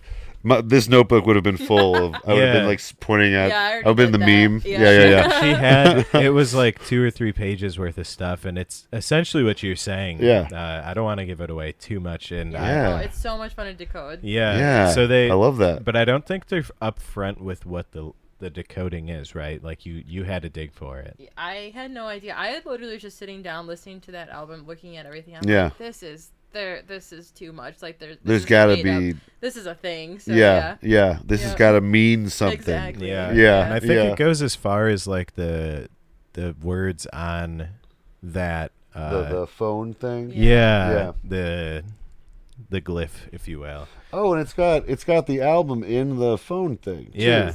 So it's the album within the album. You already got it. You're already well on your way to decoding this thing. Yeah. Yeah. It Very rocks. cool. This one is one of the. Oh, that's how. That's how you start to Yeah. decode it. Whatever song is playing on that screenshot gives you the letters. Yep. I would highly recommend if you That's don't good. own this That's on good shit. vinyl to get it because Yeah. it's well worth Actually, it. when you were opening the tape, I think there might be more on there that I Oh, didn't for real? get to. So now I get to do something when I get. Very Hell nice. yeah. We pre-ordered both of them because like- I was like, she got us into tapes, and I was like, well, we can't just have one. Yeah. I mean, maybe it's a good point to bring it up, but I Yeah. think like one of my favorite aspects about this album was like the world building that they did outside of the music. Yeah. Like they had an entire website where like all the videos were related to all this concept art and things. Yeah. Everything that they did like for this cycle was tied to this. Yeah, Like, all yeah. the artwork and things. And I just really, really appreciated that. And that's Hell like yeah. something that now I try to incorporate when we do things. You know, when we do there's a final segment of the podcast now where we actually rank it as far as like 1 to 5 as far as like how good it lands as a concept album. And that definitely gives it fucking points. Sick. Yeah. That kind of thing is like what we love in a concept album, I think. It's kind of crazy how much they put into it. And I mean, like, and you never know if anyone's gonna ever even look into it, you know? right. Oh, yeah. I think so. Before this, my favorite album of theirs was Zam, which is honestly, this album isn't a concept album, but in some ways it is. So this Zam, I believe, is either an alien ship or an alien species of some sort. He's got the special flashy edition. Oh, that's a special edition. Okay. And there's a lot of stuff on there where I'm like, he's singing about aliens in some of this, and in this one, so people eating monsters, eating people, eating monsters. The one that's playing up there. Oh yeah. I see the imagery for that. That one, I think is more aligned to maybe like aliens and monsters than this one. But then like the Data Doom, honestly, I don't want to say it blew the other two out of the water. Like Zam held the top contender for me for a good while. Yeah. But Data Doom, I think, might be my favorite Frankie album now because of everything that they did. Everything they it. did like surrounding its release. Oh yeah. And like seeing them after they released it too, like they're incredible. Yeah. That's awesome. I definitely want to learn more about that. That's the thing with like some of these, bands that aren't big enough yet to where there's like fans making a lot of fan theories online, right? But there are fan theories, those are like my favorite to dig into. We incorporated a tiny aspect of like some secret code something in our album too. No one's found it. I don't really expect anybody to, but if anyone's listening, that's your hint. Yes, let us know. Let us know if you've discovered it. Vinyl only, unfortunately. That's true. Ooh, When all right. you're CDs are cool, but the way we've been doing CDs, which is the cardboard pocket, if you will, right, leaves a little bit less room for stuff in there. And when you're working on A budget. a budget, and when you're working on vinyl, it's literally 12 inches. You know what I mean? You got a lot more room to work with. So yeah, that's true. Yeah, everybody, go out there and get your Lunar Moth vinyl. It's I'm sure it's still available. you got a couple. They're going fast. They're going. Yeah, That's good that they're going. This next track we got for you is a little track by the name of Mild Davis.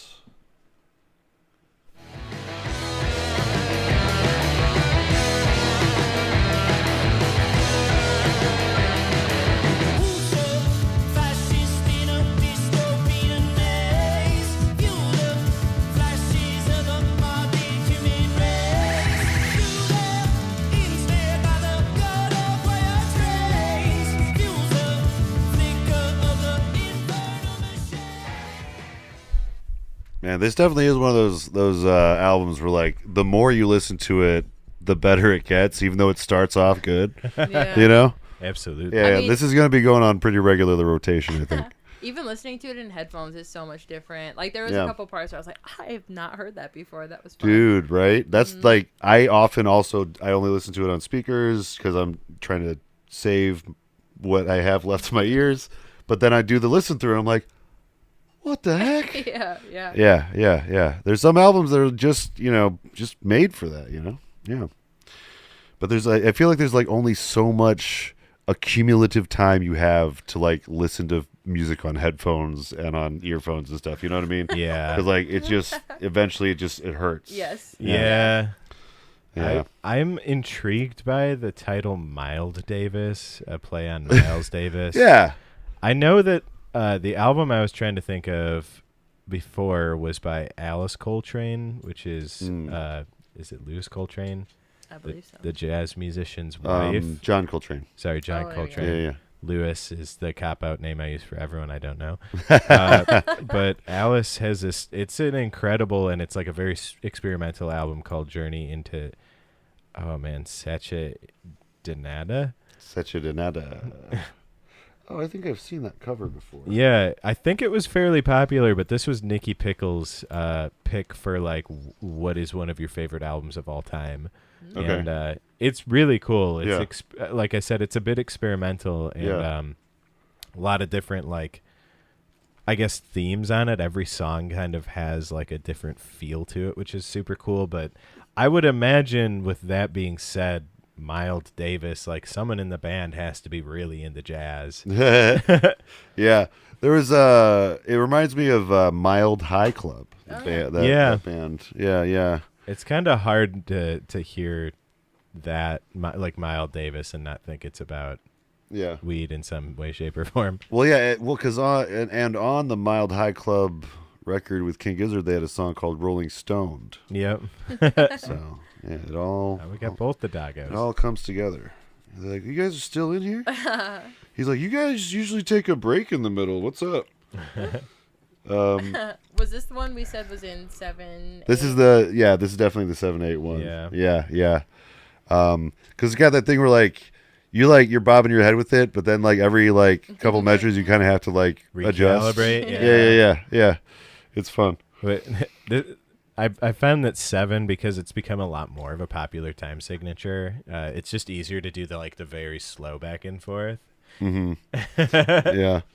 Do you guys have any 7/8 ones? Not yet, Not yet? but we've been working on a couple that have either a time signature in 7 or 9. Okay, you're starting to mess around with time signatures a bit. That's it good. just has to feel right. That's the biggest part. Yeah. As long as it feels right, like it doesn't even feel like a different time signature. Exactly. You know? There have been times where we're like, unless you're the drummer, I guess. Yeah, it's fine.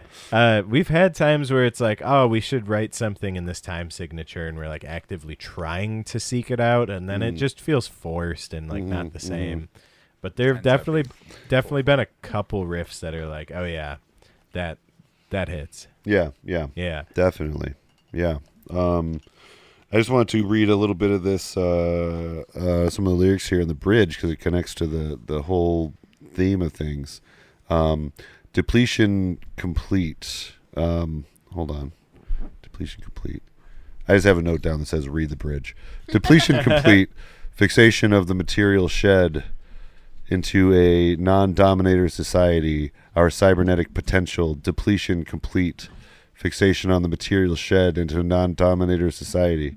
So I like this, fixation of the material, has been shed, and it's like a hopeful thing. It's like we are actually getting to be a non-dominator society, and then there's the line, abide with the overmind, it's time we feminize, kind of hailing back to that Sister System track. Yeah. So yeah, this is a song that kind of takes the themes from a few of the other tracks and talks about them all kind of together.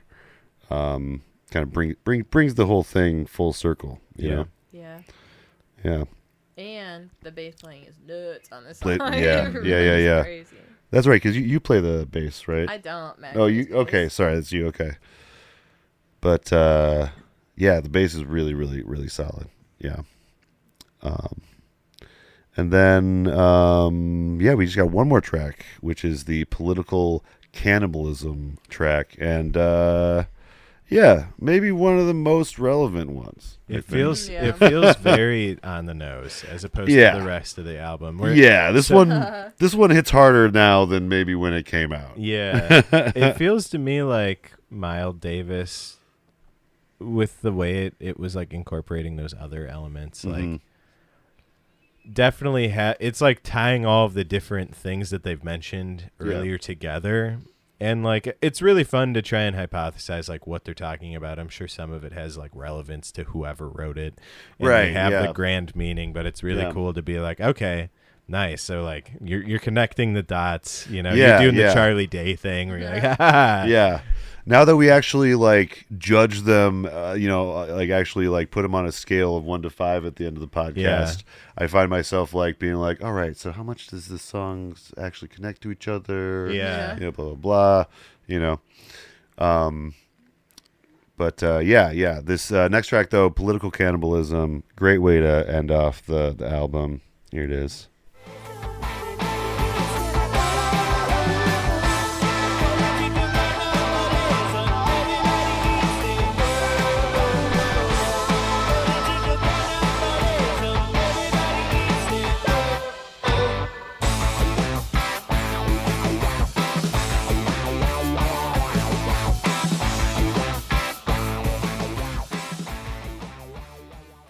And I would like to say that listeners of this album that are stopping at Futurephobic, what the fuck are you doing? Oh my god, look at those numbers. Yeah, dude. I always look at these things and I'm like, okay, so some people are just listening like this far, and then they're just like, okay, I'm done. I think it has to do with it being a single. Yeah, Maybe that's true. That's true too. the ones with the That's highest true, stream, we were talking about singles before. It's probably just like the top 3 highest streams are probably the 3 singles. Right. I agree with you though. If anyone stops there, what the hell are you Yeah, doing? I'm like, listen to it start to finish and don't stop. That's how I think you should listen to everything because that's how I do it. But no, like there are some times where I'm just like, well, come on, why is this one only got 100,000 and the rest of them got so much, you know? But yeah, this one's like, it's just fun the ways. Again, it's kind of like maybe like in maybe which was the one, the Devo sounding one, 7. He's having like. The way he's singing it is very cool. Yeah. Political cannibalism. I can't even do it. Political cannibalism. It's like, yeah. It's a good flow. I mean, I don't know if I've ever analyzed his singing this much, but like, super unique. Yeah. Really, really like, good. It's one of those things where it's like, you don't necessarily notice all of it because like the way that they mix things, the vocals are kind of, you know, given the same level of attention as like instruments, you know? Yeah. They do that thing where, you know, the vocals aren't like ahead of everything else. It's sunk in and washed out with like the delay reverb treatment that most of the garage rockers like. Yeah. It's so dancey for like how intense it is lyrically too. It's yeah. I love when an album can do that, like actually give you like a really fun time listening, and then if you want to, you can look into it and find like the deeper, you know, what's going on in the lyrics, you know. But I mean, this one just I mean, kind of let's see, this machine feeds us ease. Got that taste in our mouths. It's fucking political cannibalism. Everybody eats their own. This more just sounds like what am I trying to say? I don't know, just an argument against the powers that be in the album in general, you know? Agreed. I mean, like I said, this one is like pretty on the nose about or what it feels like he's talking about, and like. Yeah, I'm sure a lot of the album has to be like somewhat politically charged and relevant about like what they're going about, but like this one definitely feels, even in like the instrumentation, maybe slightly rebellious. I don't know. Yeah, it's definitely got some cool stuff, some angular riffs in there with the stops and. Like I wrote down that this would be really fun to see live. This one out of all of them, I think would be one of those that like. Gets a lot of energy live in the, you know, the space that it's got. And yeah, you know, I mean, it's again, it's more relevant to us now because of what we're seeing in the world, you know, as far as political infighting and just, you know, no one being able to really work together in any meaningful capacity. I think he kind of touches base on like environmentalism in this track too. Yeah. Which is, I think, kind of what throughout the album maybe what he's touching on. I mean, once again, he's talking in like he's talking in a bunch of different like I don't know, isms for like there's the sister system and what we're relating to like men, and then also like the technology and the earth and this greater spirituality. And it's like I kind of think that maybe in this he's the political infighting and like I don't remember what the lyrics were specifically, but it was essentially like the earth is kind of fucked too, like what are we doing? It's like kind of I like that, like the previous track kind of offers like a, you know, positive spin on, you know, what could happen, and then this is kind of, I don't know, a cautionary note to end on. Right. Also, I noticed This is the only one that's got the exclusive or the Explicit. explicit. I think he says fuck in this song. Couple of Oh, times. is it fuck? Okay, I thought it Yeah. might have been the cannibalism thing. I was like, are they doing this for the cannibalism thing? That's weird. They're doing it for the fuck. Okay, it's the fuck. Yep, that makes more sense. But we got one more thing to do before we get out of the show, and that is we got to decide how well this album landed as the concept album that it set out to do. And no, I was so we have a scale of like 1 to 5. 5 being it landed it the best. That's like maybe your Dark Side of the Moons or your Queensryche, Right. Operation Mindcrime, and then 1 would be like something that's not even really a concept album. It's like maybe a soundtrack that we've covered before, you know. So yeah, so we're it's 1 to 5 as far as like how well it lands the concepts. I'll just start to kind of get my thoughts out about it. I think normally, like before you told me about all the extra stuff, I was thinking it's like around a 3, but I think this is easily a 3.5 to 4 for with all of the extra things that they did to you know add the lore, you know, that I don't even know about yet, you know. Right. But yeah, like most of the songs connect. There's maybe a few parts that don't connect, you know, to the greater all theme. But yeah, I think 3.5 or 4. What about you, Mac? What are you thinking as far as?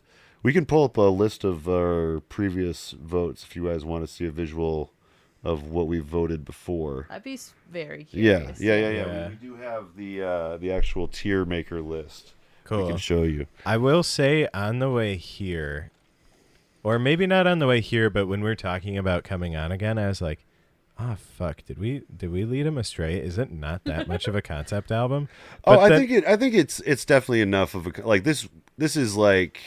I give it a 4. Yeah, it's like I think 90% there. There's just, you know, maybe Yeah. it's not like there's a lot of concept albums where like 1 or 2 tracks are just about something else. Yeah. Right. You know. After then listening to it and reading the lyrics and then talking about like all the extra stuff, I'm like, oh yeah, I don't think they advertised it as a concept album. No, I didn't even like. I was curious to see like if other people had talked about it in this way, and I couldn't find anything. So I was like, oh. Well, yeah, that's the thing. Like, they're still like, I mean, I don't want to say they're like indie or whatever, or like not that big or whatever, but like, you know, they're like a relatively smaller band, so it's like, yeah, there's not as much of the chatter online that you'd like want there to be, you know, Right. like. Maybe this is the start of the chatter. You guys, you know, maybe we can start the discussion about this album in a more meaningful way with this, but. I kind of feel as though they are an if you know kind of band, which is a really cool Yeah. spot to be at. Yeah.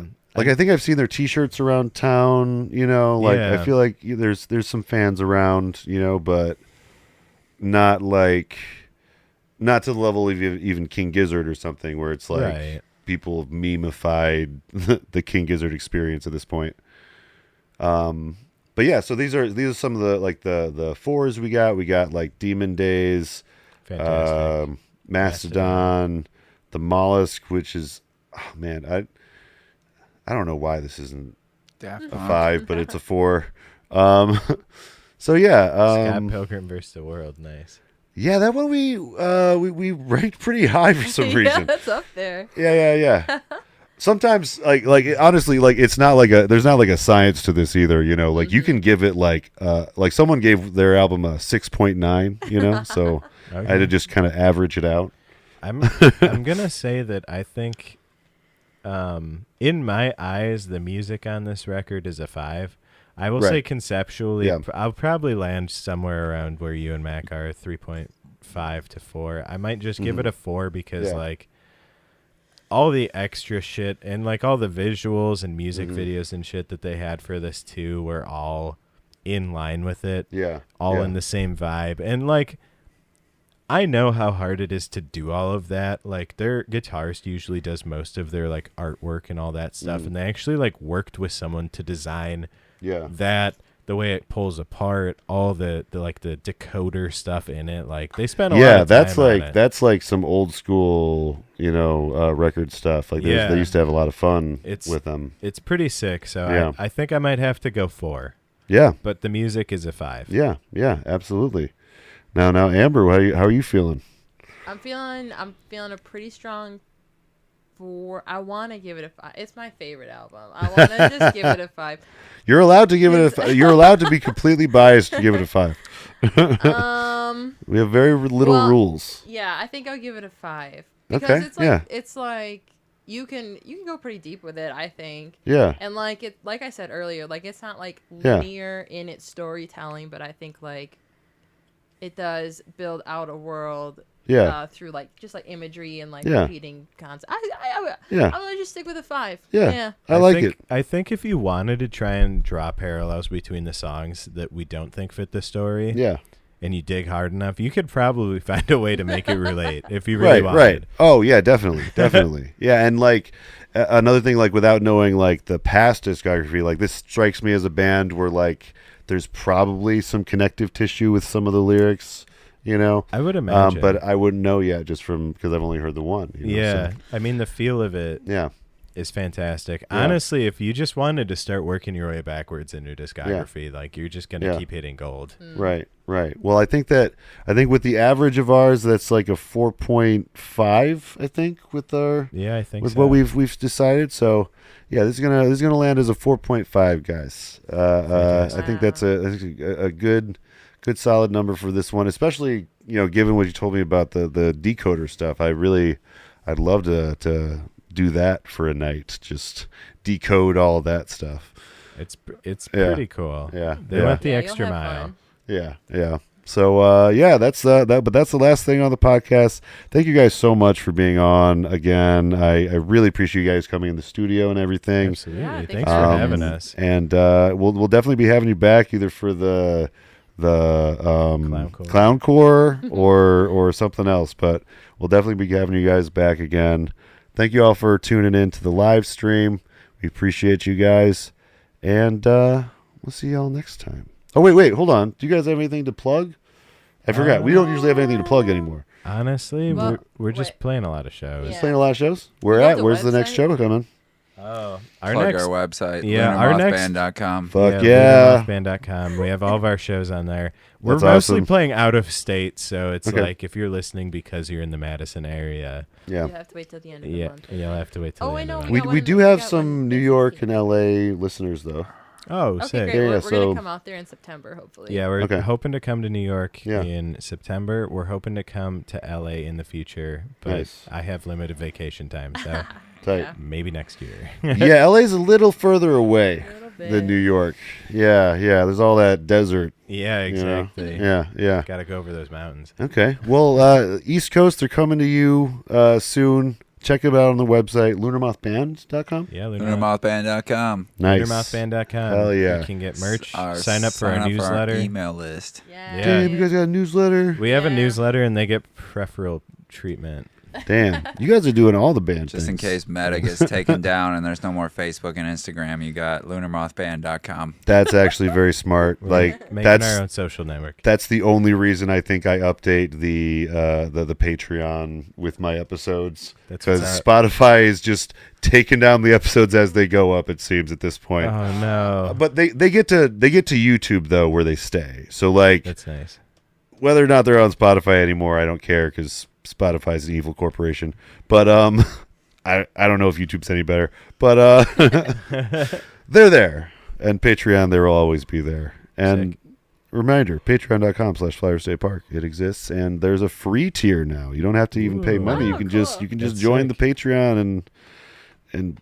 I don't really do much on it, but you can join. Thank you. Thanks for I am having really us. good at selling my Patreon. There we go. But yeah, thank you guys for coming again, and we love you guys. Have a good night,